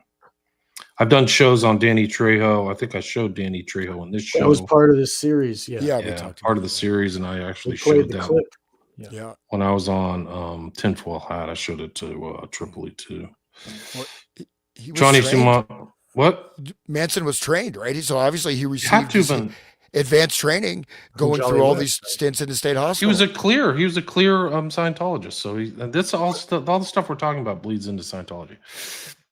Clear zero. Magnetic, right? True. Cold Fact. See everyone. Hi, Cold Fact. Welcome. Mind Hack. Let's see back on YouTube. Thanks, Mind Hack. I'm back for now, but you never know. Was Freud an OG hypnotist? I don't know. Enjoyed your book on Crowley and One Death Cult. Thank you. Cambodia. This means they can do hypnotize people going along with political setups and pleading guilty. Tyler Robinson is so clearly not guilty. He will plead and disappear. Yes, which leads me directly to this video, which we will watch now. Oh, sweet. But I haven't talked about this yet today, but you've been in, we mentioned at the beginning, we just haven't gone into it. Yeah. You've been in the courtroom Yeah. for the Tyler Robinson thing, post Charlie Kirk, because you live out in Salt Lake. Right. I live in Salt Lake, which is people diss Salt Lake so much. I don't know whether it's like Mormons, they Probably diss just or the whatever. Mormon thing. Great people. So I love Salt Lake. It's so good. But I was there. I live there. And of course, the very first hearing that I attended, it was so weird. So get this. I thought, this is a high profile case. Would you say it's a high profile case? Yeah. Thank you. So would you expect a ton of people to show up? Probably. Right. Yeah. Well, that's what I expected. I got there early. I went up and there's maybe, like, give and take, obviously I didn't count, but maybe 20 people. Biggest political assassination in recent history, and only 20 people showed up in Salt Lake City to see the hearing. That's incredible. Even just local journalism. That means there's some kind of like order behind. There's clearly a gag order, but like only 20 people show up. Where's even the independent media? There. But you got to. That's it. Journalists. This is state court. Yeah. And I'm like, okay, why? It's a state criminal case, guys. So it's not the FBI. The FBI said a lot of things about it and supposedly got all that information and through Patel or whatever, but it's being prosecuted at the state level, not a federal level. Why is it just us? Why is it not like lines of people trying to get in. So that's awkward. Yes. But all right, let's move on, right? We go in. They're like, no phones. Phones in the pocket. I'm like, well, I don't have pockets, and I don't have, I don't have a purse. I never have a purse, like rarely, right? Like, sorry, bag. I do have a purse, but it's small purse. So I'm like, I have nothing to put this in. So because what they told us was, if we see a phone in your hands, you're out. Why so strict? Is that Like, is that legal? I don't know. I don't honestly. It is illegal. You're allowed to make those rules to make sure nothing's filmed in a courtroom, but the overemphasis, I think, is telling. I don't know if it's either. legal, but it's a public trial, right? Like, it's a public the thing. So you would think that should not be a problem. And their excuse was, well, we don't want to make a circus out of it. Like, no filming, no nothing. It should be a circus. They just killed the guy supposedly killed the future of the right wing in the United States. The guy was 31 years old. I think, okay, no one's filming. Can I just freaking have a phone like on me? Yeah. So I had to like put my phone in between my legs and hide it. What if they saw that I have it in my hand or something, right? Yeah, now it's on camera. You admitted it. Uh-oh. What are they gonna do? Like, Come arrest you. Yeah, F them. So anyway, the point is, I had so they said you will be ousted, right? I'm sitting there listening. The whole Tyler Robinson persona was weird. Like, the guy never moved. I said this multiple times. Like, he was there like a zombie. Guy never right. moved. He was there like a zombie. Wow. So there you go. Yeah, we remember that from the Aurora shooting guy. Yeah. He was the same way, total zombie. Total zombie. Yeah, so that's the Tyler Robinson. Look up Cognify. They proposed to prisoners in their prison sentence and mentally punishment is listed on YouTube as a prison of the future. Cognify, very creepy. That's luminous. Do it Lux. mentally. I'll check it out. Ooh, that is bad. No Watch way. the I whole saw TV that. Yeah, that clip was really scary. How they're going to put years of prison into your head in just a few minutes with like lasers and shit. Yeah, the implantation of false memories, amnesia. This is really amazing stuff. Kelly, I felt the same. Just like thing with Demolition shoes. Man, that movie there. They like give you experiences, lived experience memories that go into your own memory, just like it's normal, like fake memory. Well, that's what I brought up. That guy with the premature ejaculation, he creates this false memory, but then it says that it goes on to describe how even though he kisses a girl and he has premature ejaculation, but then it says, oh, he was able to perform all night very well, even after that, and he felt, instead of being ashamed of it, he felt proud or something. So, but that was a false memory, and what. Okay, maybe this specific problem is taken care of, but what has been implanted in your brain behind that? Normal function means what? Anyway, well, should we dive Ray, back into the I'm not here? done with the comments yet. Hold on. This Ray is great, Douglas, Level. great series. Thank you, Ray. Luminous, heavily on conspiracy forums, yes. Mindhack didn't have Discord. They all did, yeah. Discord. Metal detectors in all schools, yes, there's no question. Let's see. Luminous says, agreed. I have 2 crimes I noted last year that never made the bigger local news, hushed up effectively. Yeah. Came upon them because of independent crime journalism. Yeah, the state media is state media. Saxon. Hey, Charlie, at a point, though, a lot of mass shootings are gang violence. I think you're right. Let's see. Lovely. Listen to Manly. I learned double speak. Yeah, I believe it.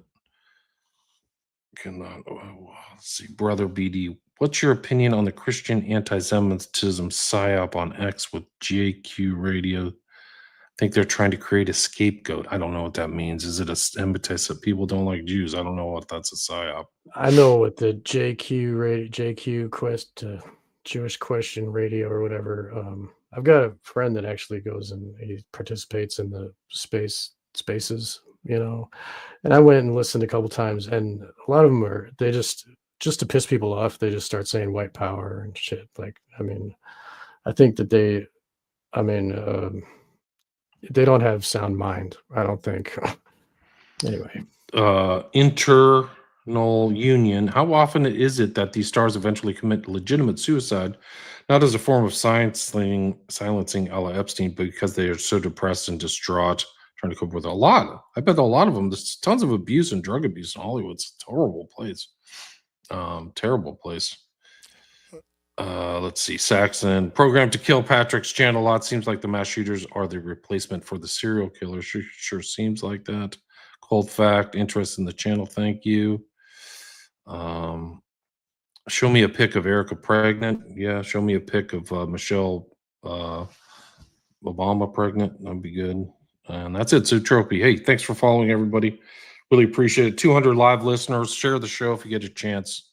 And then we're done. Let's go back to the text. That's great. 200 live. Thank you, people, for listening. That's great.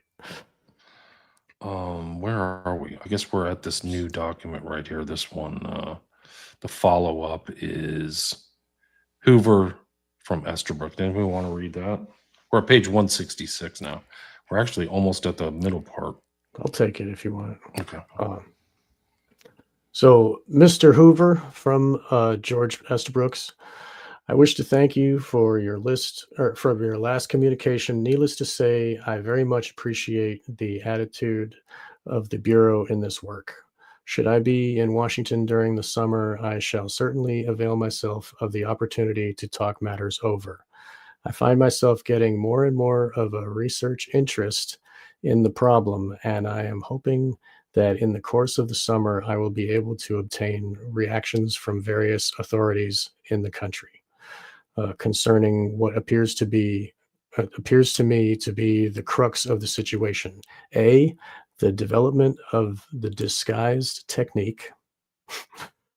B, some test which will indicate a good subject. I also hope to have the opportunity of seeking such work as is proceeding at Illinois on the magnetic field arrangement. I must say that I don't know very much about it, but hope to obtain such information.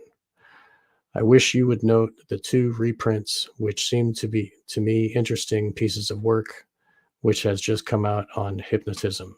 These are Respiration and Heart Action in Sleep and Hypnosis by Arthur Jennis and Charles L. Wibble, University of Nebraska.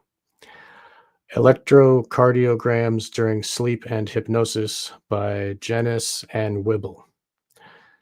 I will be seeing Jennis, I hope, sometime during the summer. He is a very able man on research.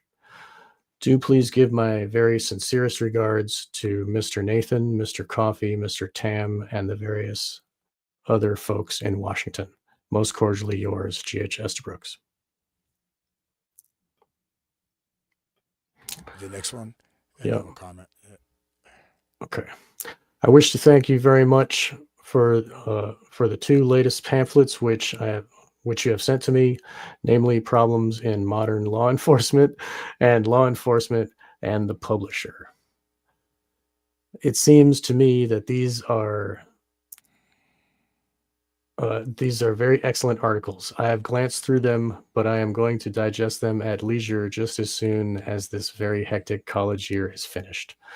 Perhaps I have the situation sized up wrong, but in my opinion, the most important piece of research yet to be done on this matter of hypnotism now centers up around the problem of some sort of disguised test for the determining of susceptibility.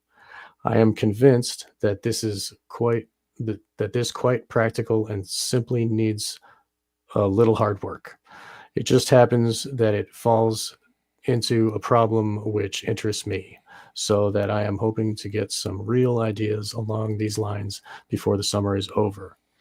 At any rate, in the course of my wanderings, which may include Washington, I should meet some people who can help me. Do please give my very best regards to my friends in the Bureau. Most cordially yours, G.H. Estabrooks. Do you guys want to comment? Well, just first of all, disguise technique, right? Yeah. The infiltration, you have the doctor go for the treatment, white coat, take a test, and you're actually being tested for something else, right? And there's just like Scientology, right? Yep. Yep. And so that's an important thing. And then again, the magnetic field stuff, I don't know to what extent. I mean, we're talking in the 30s. So people think this is very advanced. So who knows? I mean, because the whole brain is electromagnetic. We are electromagnetic field structures. So to what extent this has been much, further developed than we know about. But I think by tracing the roots is important of that. So that's all. Yeah, the disguise that's what the occult is to disguise their technique, and mind control ensues. Right. Or secrecy. That's the whole thing. I think there's one scholar out there that said like a third of our entire reality is behind some kind of top secret or classification in the United States. So the implication of COVID or these wars or the mind control or the control of the media or the fusion centers or all this stuff, we'll never find out unless people get the FOIA or it's released. We just have no idea. They were slaves. It's just a whole hellscape. Anybody want to read this conference with Dr. DJ Stout on hypnotism? Okay. It's May 7th, 19th. Okay, let's do it. Okay. Here we go. Oh, wait, just a second. Okay, Dr. Stout. It's 168. Okay. Acting on your instructions, I had a conference with Dr. DJ Stout seeking his views as to whether the experimental or actual practice of hypnotism on subjects would have any detrimental effects on those subjects or would have any danger whatsoever to the Bureau. In substance, Dr. Stout's opinion was that no such detrimental effects would result. He stated that although he does not himself practice hypnotism, he believes he has gone sufficiently into the subject to be certain of his position that neither physical nor mental injury would accrue to the subject. Dr. Stout did state that he doubted whether worthwhile results would be obtained. I outlined to him in general what had been suggested to the Bureau so far by both Dr. Esterbrooks and Dr. Erickson, and he was of the opinion that it would be interesting to find out how far these men could go and receive instructions from them. But he would nevertheless reserved his opinion that in the end, nothing much would come of it. He stated that this opinion of his was based on the presently accepted tenet of hypnotism that a person under hypnotism will not furnish information or commit acts injurious to himself or opposed to his moral or ethical code. Well, on the subject of possible danger to subjects, I wish to add my comments that I notice a positive statement in a publication by Erickson to the effect that no ill effect can befall the subject during hypnotism.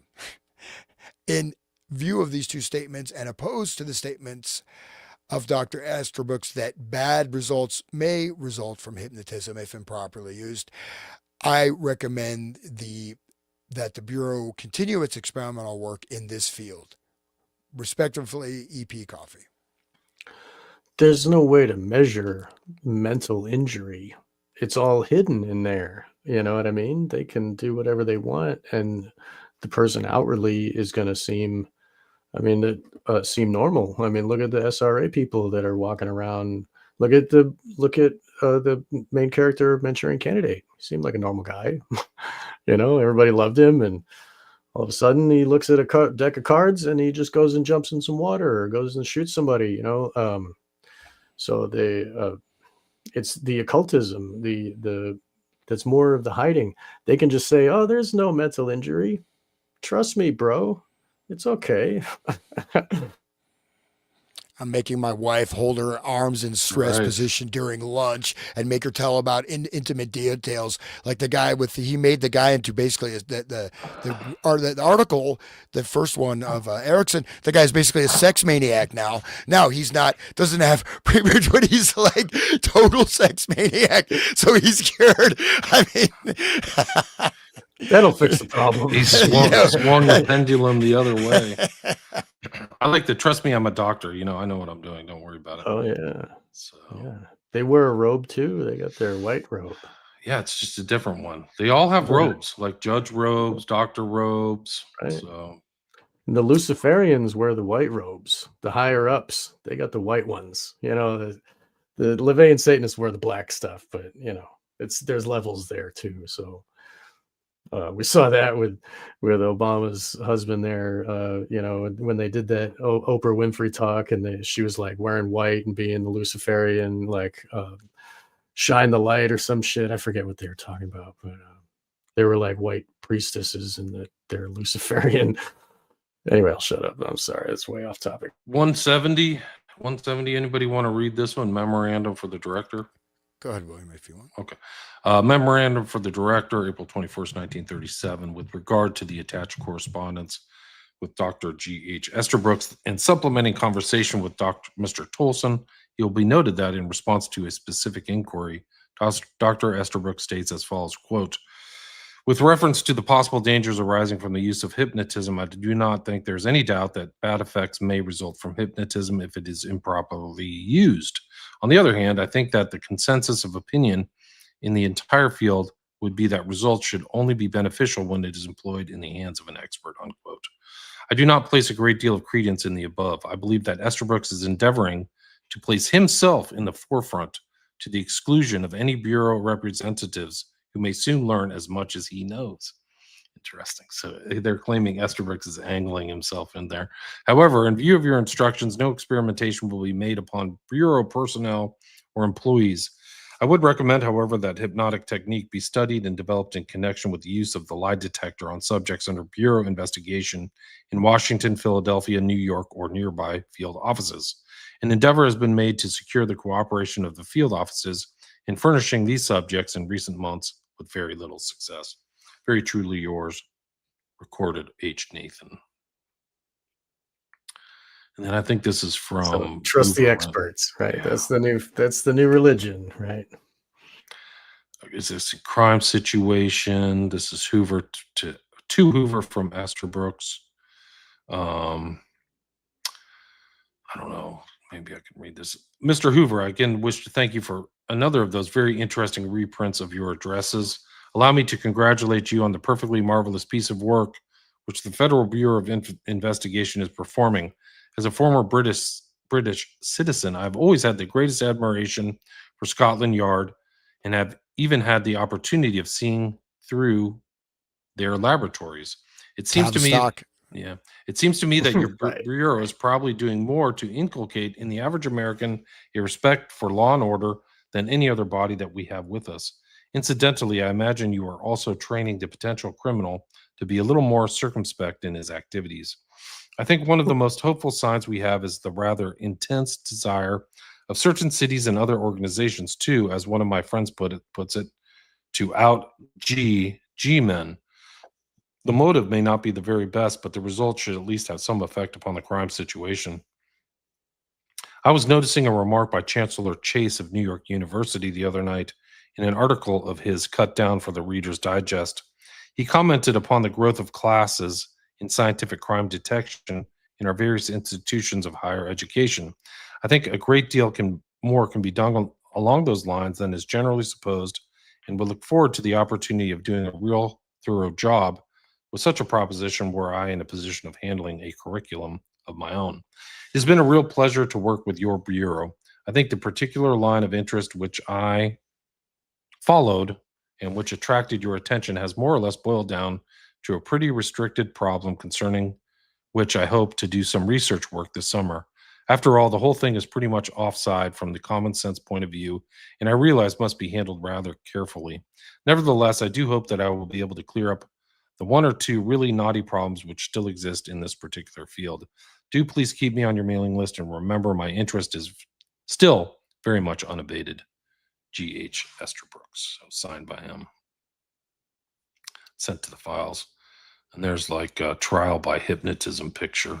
John Carden, 38, convicted as a payroll bandit, being placed in a state of hypnosis by Dr. A. Herbert Cantor in Ohio's penitentiary at Columbus. A few minutes after the hypnotized Carden reiterated his innocence, a fellow prisoner confessed the crime. Police said the evidence was not conclusive. 1937. Doesn't look very comfortable the way he's lying there, right? It really doesn't. Got his arms over his head. Rack him. Is there an electrogalvanometer on there? Yeah, right. Strain all urine. Yeah. Let's see. This is Esther Brooks. I received his acknowledgement of your letter June 30th, 1937, in which you so kindly advised me of 2 books, Prediction of Hypnotic Susceptibility from a Knowledge of Subjects' Attitudes, and 2 types.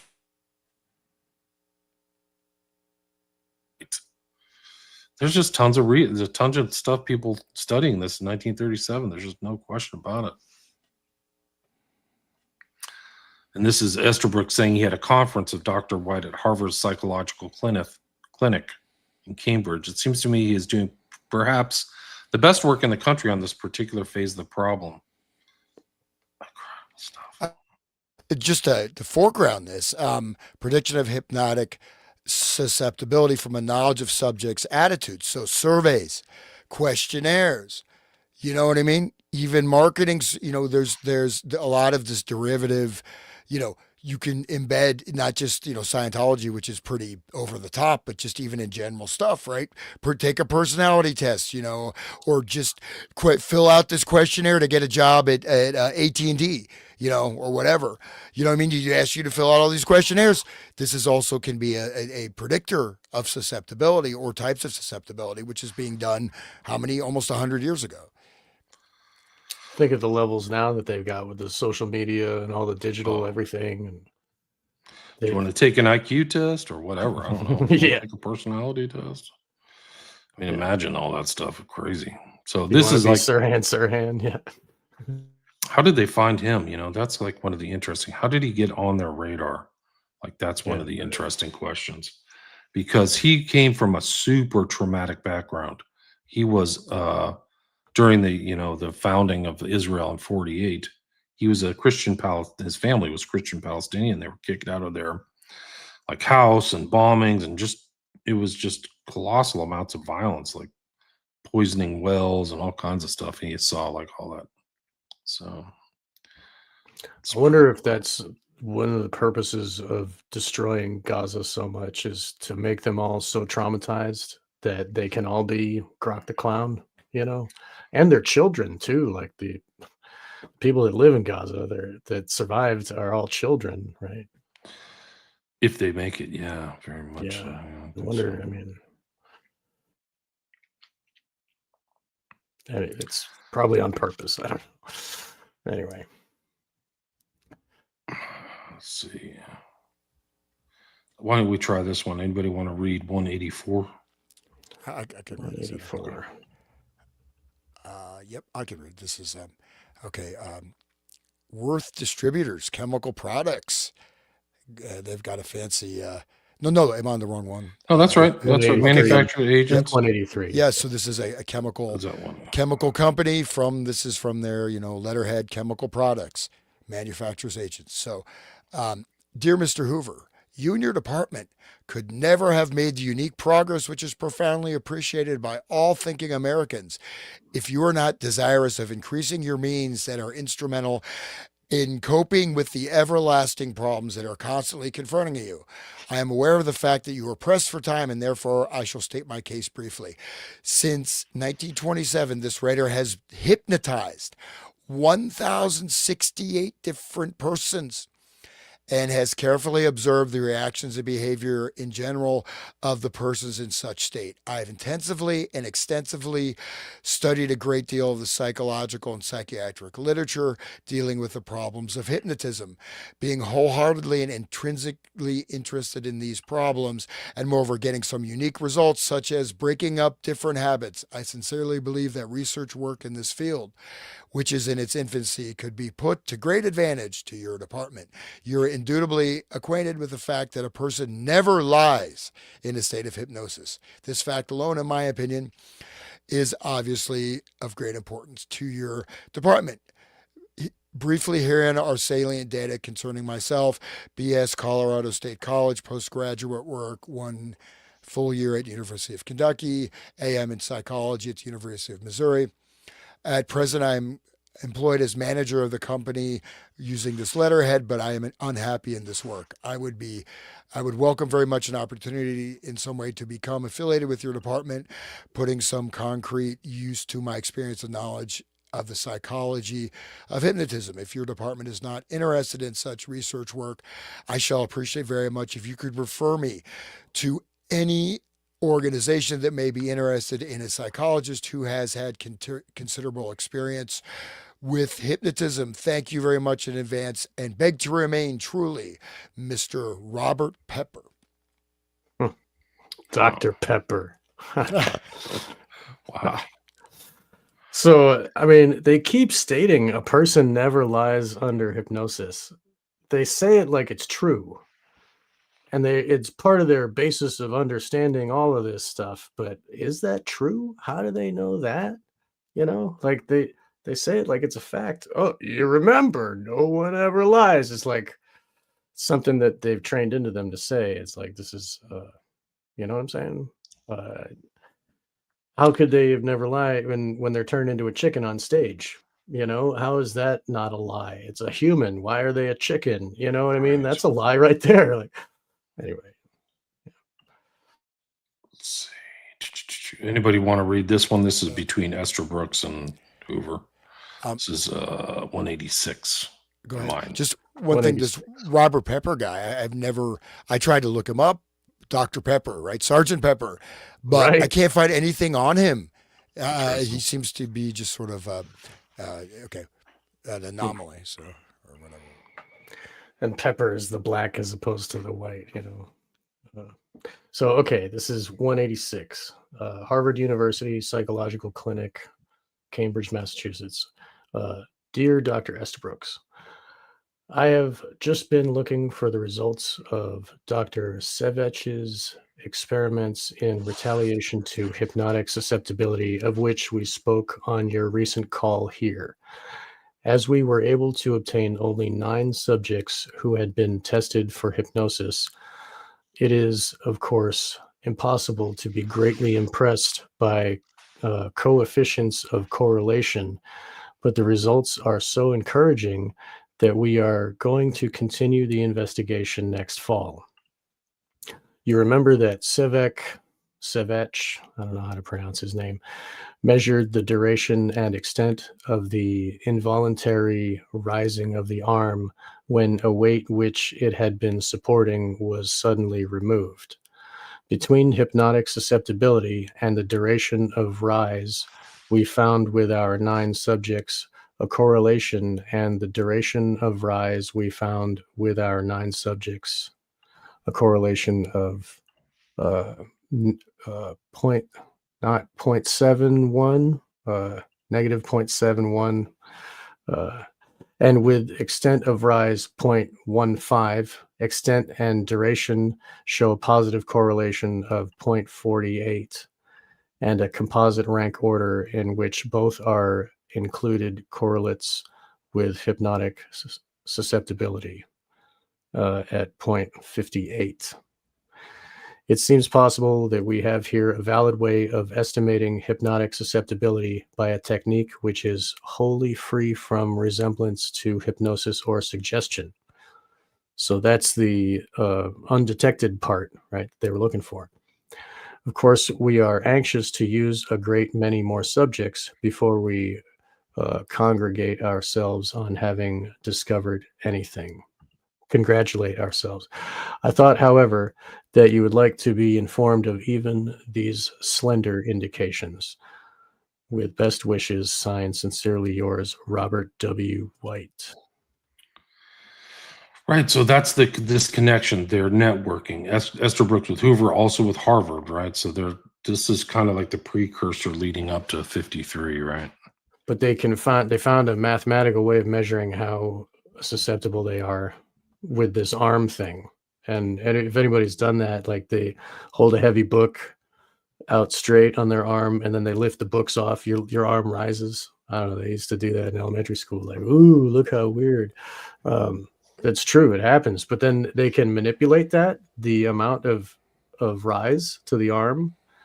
It tells how much susceptibility they have. So that's very interesting. Yeah, It's also kinesiology, right? There's kinesiology, and then there's energetic kinesiology, which I absolutely recommend nobody get that, because they can rewire it. It's very dangerous. technique, right? Because it uses basically the muscle. It comes from muscle testing. So, like, say if you hold something in your hand that's like toxic for you, your arm becomes weaker or stronger. Basically, it's a way of shutting down. The brain sort of shuts down, and then you put new programming in, right, through this muscle testing, lock unlock procedure. So this is kind of the roots of that. So even though may have good health benefits, it's very dangerous, and it is. I don't do it. I'm telling anybody who's hearing me. It's very Thank you for dangerous. that. Yeah. Yeah. Okay. Anyways, my opinion. It's just interesting. There's more correspondence between Esther Brooks and Hoover. Hoover saying, I received this from White. So Hoover's in the loop. I've read these with with interest and have turned them over to the Bureau's laboratory for further consideration. And that's the report furnished you by Dr. White in connection with research on hypnotic susceptibility. And then in accordance with your request, I'm transmitting a copy of each of the papers forwarded by you to Rear Admiral R.S. Holmes, Director of Naval Intelligence, Navy Department, Washington, D.C. So the networks continue, it's just remarkable.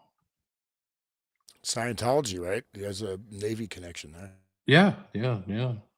I mean, Hubbard was rumored to be Navy intelligence, right, during World War II.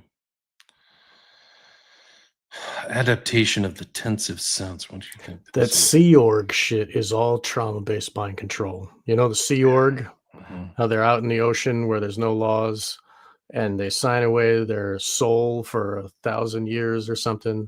They're, that like they are 1,000,000 years. abused. They are abused. Yeah, it's like 1,000,000 years exactly. But I mean, they're physically, mentally tortured. It's like the whole where the people who do bad in Scientology, they get sent to the Sea Org for punishment. Right. It's what do they do out there? It's all like, they can't just jump off the boat and swim away. They're trapped. It's really, anyway. This is 199. This is Hoover, to Hoover from Esther Brooks. He's saying, this is for you, Hans. The two papers about auditory thresholds, change of auditory threshold, reverie as related to hypnotizability, 1937, and then a study of direct suggestibility and social introversion as related to auditory threshold and to reaction time during reverie. I don't have any idea what that means, but it's just interesting. This is very important because this is where, you have your vagus nerve. You get certain types of things that are put out. This, that. Of course, this ties into balance, right, and also to spatial organization, perception. So slight fluctuations can have dramatic effects, right? And they're going to be. I think we talked about this at the very beginning, that are completely invisible, right? These are inducing a trance that are completely outside the range of consciousness, and you're not even going to know that you're in a trance. So it's not like, you're just, whatever, like in the shows, the stage shows, while they show like sort of extreme hypnotism, it makes people forget that people can be in a trance and you don't even know. They do not know they're in a trance. But there's a lot connected here with, how the nervous system, neurophysiology, I think it goes on and talks about this, right? This psychophysiology is very important to this whole process. Agreed. I'm at 208. This is Hoagland sending something to Esther Brooks from Worcester, I guess. Worcester. I'm obviously not from the East Coast. Yeah. You could say Worcester. Worcester. I gotta get that Worcester. Yeah. Austin accent. I It's can't even do it. Gloucester is how it's spelled, but it's Worcester. No, that's Gloucester. Well, Gloucester. Yeah, but yeah, Gloucester. Worcester is Worcester. Yeah. But I'll dear take George, over. you want to do it? Go for it. Yeah, right. Mr. Hoover, we're at 208. I'm at 208. Right? Yeah, those are all Okay. just kind of like not worthy. Oh, I think you're at 207. Okay. All right. That's Dear George. This is mine. Yeah. Okay. So, dear George, I really believe that the electroencephalogram would probably turn out to be useful by way of a study of the percentage of the time alpha waves are present as an index of hypnotizability. How reliable this index would be if it exists is entirely a matter for research. It would be a bit of a major job to standardize it and work the thing out with a statistically reliable fashion. Unfortunately, it is just this that makes the job relatively impossible for us to tackle right now because of the press of work of our regular program. Had we a free apparatus and a suitable graduate student, it would be an excellent thing to try. I am afraid that rather superficial examination of the problem in the brief time in which it might be sandwiched into our program would contribute little or nothing. It is, however, a job which should be done. I do not believe, however, that we can plan in any definite way to tackle it for the present.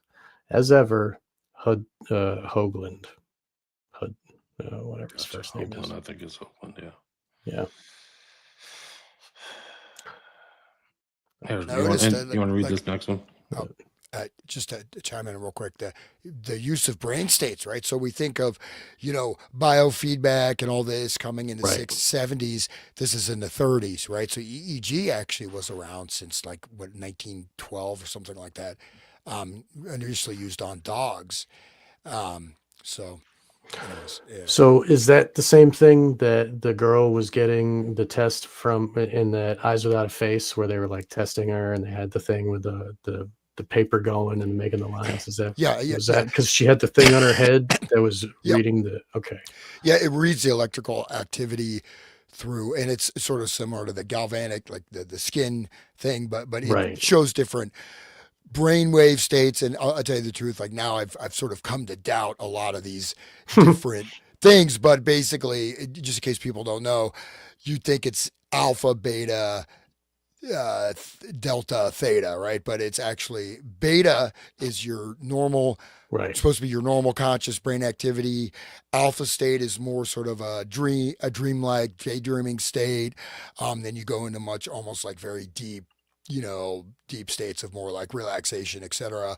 But there can be some of these become very intensely hypnotizable brain states. But and so it's interesting that again this is around from that period, and they're already looking at that. Right. I mean, they had it in that movie, 1960 something, and then what was Eyes Without a Face was like 62 or something like that. But it wasn't 50s, I know, but still, they were like putting it out in the public, and this guy, crazy scientist who does weird tests on dogs, has got like cutting faces off girls and like giving tests, and it just rings the same as what we're hearing here in this document in my mind. And just one other thing about that article, real quick. Previously mentioned, auditory threshold reverie state, which is alpha state, right? That's a sort of a hypnotic, dreamlike state. Okay. And personality type, social introversion, right? So they're looking at correlating certain personality types with the reverie state, and then auditory threshold, stimulus response pattern. So it's quite right. So again, you're correlating psychology with very specific things. I'd like actually probably look into that, but it's quite Sounds like- interesting, right? Sounds like some stuff that happens at a Grateful Dead concert. Yeah. Okay. So what are we at? 207, 208? I'm at 209. I think we just did this one, right? Didn't we just do Hoagland? We did No, 207. no. 208 is from Estabrooks to Hoover. Right. He's talking about Colgate. You want to talk about that one? December So we wanna 11th. do that? I'll do that right, do it. unless Hans wants to take. Okay, go. Dear Mr. Hoover, I would like you to add the enclosed to my records. They have been doing very excellent work at the University of Illinois on this matter of orientation in the magnetic field. From the reports I have gathered, it seems to me that the resulting conditions in animals was something closely resembling animal hypnotism. I was also told that they were doing work on a machine to use on the human being. And this is 1937, December 11th. He's writing this. Professor Clark Hull at Yale is strongly of the opinion that this so-called animal hypnotism would have nothing to do with human hypnotism, even if such a machine works. I am inclined to agree with him.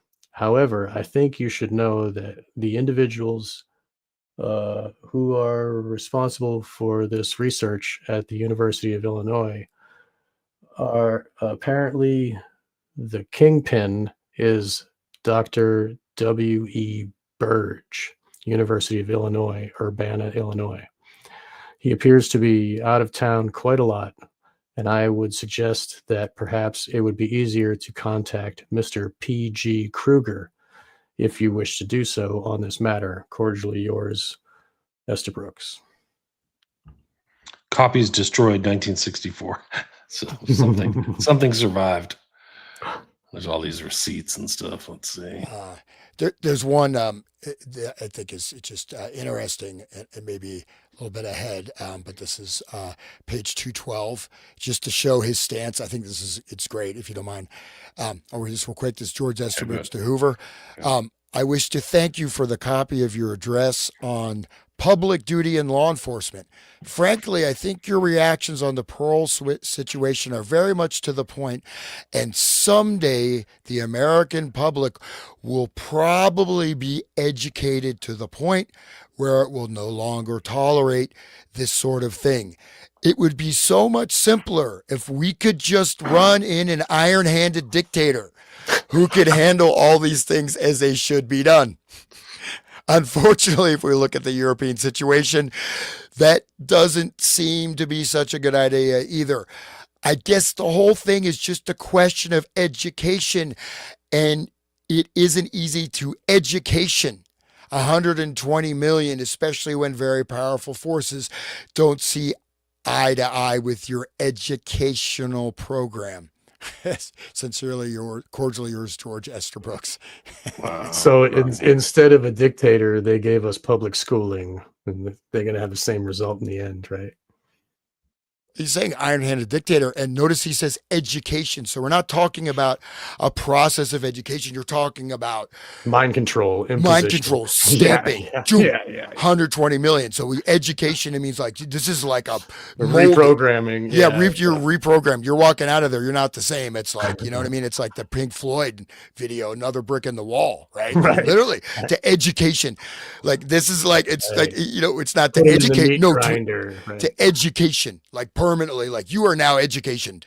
You know? Yeah, the way he used it grammatically, it's not. Yeah, it's funny that. Yeah, it's interesting. I mean, these are they're just interesting. They're like Hoover to Naval Intelligence to White at Harvard. All these things are really interesting. Talking about all this stuff. We're at the 2-hour mark, guys. I don't know what your time schedule's like. I'm good, but I know that you've got a hard out at a certain time. 45 minutes. Oh, okay. All right. I'm still good to go. If you okay. I don't know about Hans. Mr. Brooks. Do you want to read 215, somebody? My 215, it starts with, I wish you could put the enclosed in my files. I'll go ahead if you don't mind. I'll be right back. I'll be right back. Got it. Okay. Dear Mr. Hoover, I wish you would put the enclosed in my files. It may turn out that one of the really important problems in this practical application of hypnosis is some means by which one can rapidly and safely induce unconsciousness in an individual who test shows will be a good subject. It will be then, I think, quite feasible to induce hypnotism in the following disorganized state of returning consciousness without his being able to put up any effective resistance. I have given this matter considerable thought and have talked with one or two authorities on this matter of the rapid induction of the unconscious state. My opinion is that the best means which could be universally applied would be relatively little skill is the use of ethyl chloride. I would point out that this drug is very easily obtained and its effects as an inhalant are very rapid, something in the line of seconds. On the other hand, it is dangerous if used over a prolonged period. I am assured, however, this be used merely as a device to produce momentary unconsciousness. And it would be both quick and safe and effective. Yeah. I close a copy for Admiral Holmes. So, I mean, isn't the dissociative state of freeze, isn't that like at sudden hypnosis, like going to sleep all of a sudden? That's you know induced hypnotism by way of fear, right? Like the deer gets in the headlights, or the kid freezes when he's getting beat or whatever, because like psychologically, I don't know if logically they think that they're not going to get beat any harder if they just play dead or something, or if they just freeze. But that is a natural state of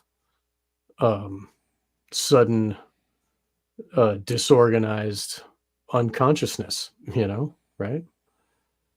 Well, yeah, certainly. I mean, in this case, you're talking about, chloroform, Well, they I put know it, that, yeah. yeah, but I'm saying, but it's that they go unconscious and then in that return to consciousness, right? Sort of you're Right, you're that's where, waking up, then you induce the unconscious state, then you do the hypnotic programming as they start to wake up, where the full, and so, just like a but Grateful Dead concert. yeah, well, I mean, it's a shock, right? So, I bet there's multiple means, but I mean, this is very telling, right? Where they're actually just going to drug people, make them unconscious, and then, return into consciousness. Right. So Yeah, they're reverting back to drugs, because before they were like, drugs are not helpful. We need hypnosis by way of speech. And then they're just like, well, let's get some drugs because we want it to be quick and easy, right? Okay. Where are we at, guys? Or did we finish this one? Yep. I was just trying to send some text. I'm trying to do multiple things, guys. I'm so freaking busy. Okay, so we were at 214, 213 or whatever. Okay. And this one, ethyl chloride. You missed ethyl chloride. They were going to induce sudden unconsciousness in a disorganized state. That's what you missed. Anyway, with ethyl chloride. Amazing.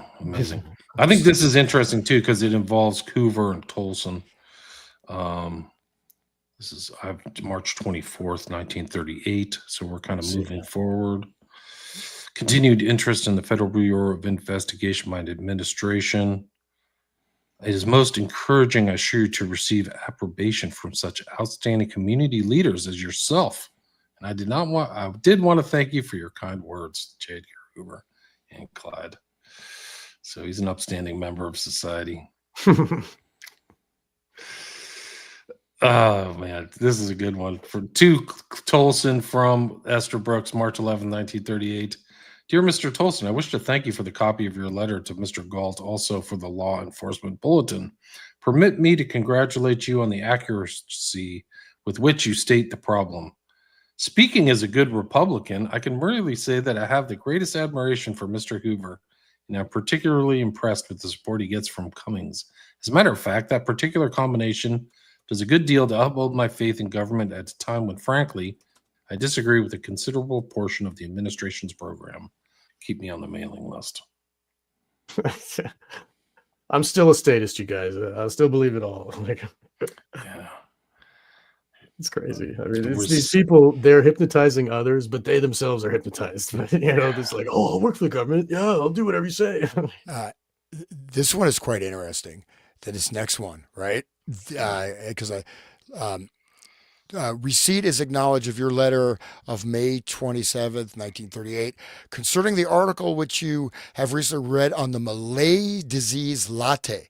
I am very much interested in your observations regarding this unusual malady and want to thank you for your thoughtfulness in writing to me about it. Sincerely yours. And that's going to be, I guess, J. Edgar Hoover. But that like disease, Malaysian people. So this is a disease. I just have a real quick on that. Is a supposedly cultural specific neuropsychiatric startle syndrome. So it's very important, startle syndrome, right? Startle. Whoa. This is all this stuff is based on that startle response too. A lot of this Right. programming, primarily reported among Malay and Indonesian populations, characterized by exaggerated motor startle response to sudden stimuli such as touch or loud noises, often followed by involuntary behaviors such as echolalia, repetition of words, echopraxia, imitation of actions, forced obedience to commands, and corpolaya, involuntary utterance of obscene words. The condition predominantly affects women, and especially middle to older age. And episodes are frequently triggered by stress or life-altering events, such as death as a loved ones. Discovered in, documented in 1883. And it basically considered a quirk rather than a It's not a pathological disease from like a bug bite or something. tradition, but historically associated with cultural beliefs involving shamanism, witchcraft. And it was once listed in DMS4, it was removed in the DSM-5, and now categorized under more general dissociative or unspecified disorders. But this, you think about this is pretty interesting in terms of what this disease is. So, commands going into, these states. I mean, look at Trump derangements. I mean, there's almost like these people are suffering from this lata, whatever. I mean, Yeah. And they do, yeah. Oh, I mean, total robot, that's their goal right there. I mean, total robots, if they could harness a disease, all they got to do is just infect the world with it. Right. Have you ever heard of a doctor named Seligman? Seligman? He's a kind of a modern behavioral psychiatrist. But the guy from Propaganda Report, Brad Binkley, mentions him all the time. He's supposed to be the kind of behavioral psychologist to the politicians. We should have Binkley on to talk about him because he mentions him listen all to the him. time. Yeah. He's great. Yeah. He's another anarchist. Yeah, I've been like listening to the Propaganda Report for probably at least 7 years. I can't even remember. I had him on like 5 years ago, him and Perez, but he keeps Monica's mentioning this great. guy Seligman. I don't know who he is, but I think it's like the modern application of this kind of stuff, which shows that the politicians are creating these kind of like Grockian clowns, like literally people with Trump derangement syndrome, where they don't even know why they're calling him a criminal, or why they're doing this, or why they're going and protesting, or why they're in an advanced state of like hysteria, or these are all created. Yeah, That is the new politics now. I remember back when, like 20 years Psychopolitics. ago, they used to talk about issues and the fiscal responsibility and all that, boring stuff that adults talk about. But now it's just like the WWE or whatever. It's it's a wrestling match every 4 years. Yeah. Well, no, again, that startle reflex, tied into the, again, it's parasympathetic, sympathetic nervous system, ties into, your dopamine hit from your likes on Facebook, and all this ties into a similar thing, because the startle reflex, it cuts everything else out except for that Right. stimulus. And so if you get in a perpetual state of this startle reflex, in fact, you induce it in yourself through your mode of entertainment, self-induction with your cell phone that becomes Right. mirrored as part of your body, and then, you look at this. I mean, again, they're looking at this condition. How can this be? I mean, they're obviously not studying it to cure it. I think the next document they talk about it. So it's, That's the next step. Did you go mute? Oh, okay. I'm still you- here. I'm just trying to do something else. Oh, I was talking about Hans. he's Okay. multitasking. Okay. But that's very important what you're bringing up there, and the way that they are inducing this into it's totally changed. And if you look at the way that they create and control society now, like the shock doctrine, that book, that like everything, the way that they manage people now is through shock and reaction, problem, reaction, solution, right? Like it's that's how they create a predictable slave. is they bang on one side of the cage and everybody runs the other way, and then they bang on the other side, everybody runs, like a school of fish. Yeah, well, we can just go to the next page, the 219, right? Again, this is the same topic, Esther Brooks to Hoover. Um, Dear Mr. Hoover, I was reading a very interesting article the other day dealing with the Malay disease Leta. There could be no doubt that people suffering from this disease develop an abnormally, why can't I say that? Abnormally high suggestibility. So much so that they are unable to resist imitating the movements of those near them, even if those movements involve great physical danger, such as thrusting their hands in fire. I hope I have time to do a little more reading on this subject and look up the best literature. If caused by some article of diet or some deficiency in the diet, which would seem highly probable, then it might be possible that the isolation of the drug or diet in question might be extremely useful. Right. That reminds me of the zombie stuff with the fish. Like Scopolamine or whatever, the angel's well, breath or devil's breath. that was scopolamine, but I mean the zombies of Haiti, what they have a right. fish, it's like a puffer fish, and they give that to the person, and it makes them like their heart stop and stuff, and it fools everybody into thinking they died. But then they're like susceptible to suggestion. They're like a slave, and I wonder if that because it's like a fish in that local area of the Caribbean, where that's why it only happens there type of thing. I wonder if this Malay thing is because like what he's asking is like, is there some sort of Well, they want drug or something? Well, then, no, in a sense, like to find what that is. What if it is something in the diet? You Right. introduce that in the food supply. Exactly. It's so easy for them. But I wanted to just what for me came to mind is you mentioned some of this stuff of these channels where people imitate behaviors, right? All the I know like Jackass. I think you mentioned something about some of these things their kids are doing all this like self-harm stuff. The TikTok challenge. Yeah, the TikTok challenge is imitating behaviors, even though it causes self-harm. You have this Right. startle reflex. I mean, is that not similar in a certain way? Some of those challenges are light yourself on fire with gasoline and a match. Like it's really sick. It's like, I mean, how crazy are you? Will you do this now? Like, will you, strap a bomb to yourself for 72 virgins, right? Guys, we made it to page 220. We're on the downward slope to the end of this document. I got to wrap it up. My That's fine. Clock's like, You made it over the hill, though. It's more than half. Over the hill. That's right. Why don't you guys tell people where they can find you, and until the next time, and promote yourselves. Well, how about you first, because you're the guest, actually. William Ramsey Investigates podcast. You can go to my Patreon. I have a pretty active Patreon. You can find me there. You can get my books through Amazon or my website, William Ramsey Investigates. And that's basically it. Nothing. That's it. Well, you do great work, and we're glad to have you. Thanks. Yeah, 240 live listeners. So thanks everybody for listening and sharing the show and being involved in this path of discovery where I'm discovering stuff too and getting understanding different facets and different insights. And the network is really incredible, from Erickson to White to Holmes, these naval intelligence and Harvard. And it just shows how expansive it was prior to, whatever happened after post-world, beyond World War II. When they got those dictators in power, Right. You see their real character, because that's the other thing is like something about this like classification. They're not talking to somebody from the media or something. You kind of see, you get the gist that they're being a little bit more open and forthcoming than they may be in other environments, but it's very telling.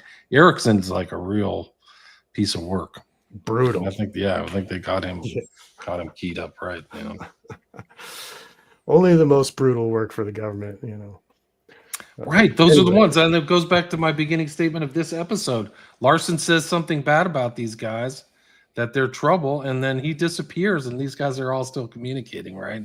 So it's kind of is telling. We don't want to talk to Larson let's get back to That's right. whatever. It's all bad apples, and when a good apple shows up, they're like, "Oh, get out of here!" Yeah, get out of here. We don't. You're not willing to use guys or guile or something. Bye. You're not really willing to hypnotize your wife in front of other people and No make her immoral embarrass acts. herself? Yeah, who knows what she was saying too? Like it had to be something. Well, you see these memos, like there was a Anyways. memo a little further back where they're saying, oh, all studies of hypnotism are now stopped, right? And it's distributed. So obviously, right. and it looks like, and then suddenly, well, it's not stopped because they're going, but it goes to the people that they're getting cut out of the correspondence Right, circle. there you go. And we just you literally see it. It's right there. It You know, seems like- we can go back and look at that because I saw that. Oh, we know all the studies are now terminated from the bureau, and then they're still going. But the guy who questioned it, he's Right. he's out of the loop, right? It seemed like they were suspicious of Estabrook himself. They were like, he's trying to finagle to be on top of the heap, and and then Estabrook's in the other letter, he's like, oh, please keep me abreast of all the knowledge. Like he's like pleading to be still in the loop, right? It seemed almost that way in that letter. But I mean, literally, what I want to say, I think, is very, very important, centrally important, is we see Estabrook's calling for, I wish we could have an iron-handed dictator to rule the United States, and education to of the population. This is about population. This shows without, I was sort of speculating that this is being deployed right there. You're talking about mass deployment of the entire population as a stamping mechanism, right? A permanent lockdown mechanism. It's right there. And then this other thing, looking at dietary effects. Look at all the stuff that's come out, right? Of course, anybody, look at all the food additives, man. What is BHT or BHA or all those, TBHQ? Why are they doing that, right? Dude, just so many food additives and everything. And the Red diet. 40, And so, who knows? But I mean, they're actively, why they want to research it. They want to cure the disease? No, obviously not. It's awesome disease. Why we want this? You see the monkey see, monkey do, put your hand in the fire. Oh, okay. I'll do that too. I literally just got punted off of my Wi-Fi from my hotel. Okay. Were you guys able to promote yourselves? I'll just do real quick. My show is Resonant State. I'm going to be, I was on Thanksgiving out, but I'm going to be posting more stuff. Resonant State. I am on BitChute under the Resonant State. You'll find me on Rumble, Eyes Wide Open, Hans Utter Investigate. I'm on YouTube, Resonant State, and then also on Spotify and various other channels. And I am also on One Great Work Network, which I'm going to be soon going live with, along with Mr. Sean McCon. Oh, sorry. We're both on the One Great Work Network, and we're glad to have you, Hans. It's great, and you do great work. And so you can find him also when he eventually gets it live, but there's no rush. It's whatever. But it's onegreatworknetwork.com/Hans-Utter will be yours. And mine is onegreatworknetwork.com/Sean-McCann. And I can also be found on Spotify and all those. I Wake the Dead. You'll find my work there.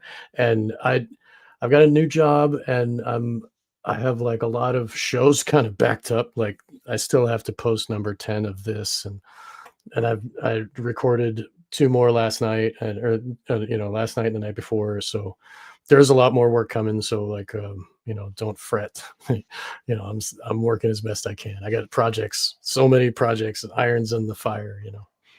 So. Yeah. So until next time, it'll be episode 12, and I'm hoping to get a really great guest in. I'll see what happens, but I think I can get a couple. I think maybe try to integrate some other people. I'm talking to Mark Shaw in 2 days, who's in contact with Sir Answer, and maybe we could invite him on and just talk about his stuff. I'd be delighted for that. That'd be as great. it integrates into this. I think he might have some firsthand stuff, but we'll see. So he's a pretty well-known guy. Wrote a ton of books. Wrote a ton of books about a variety of different subjects: Dorothy Kilgallen, JFK, other stuff like that. But he's got a new book out, and he's promoting it too. So anyway, thanks, guys. Thanks, everybody. Thanks for listening. Really appreciate it. And please share the show. Thank you so much. Thank you.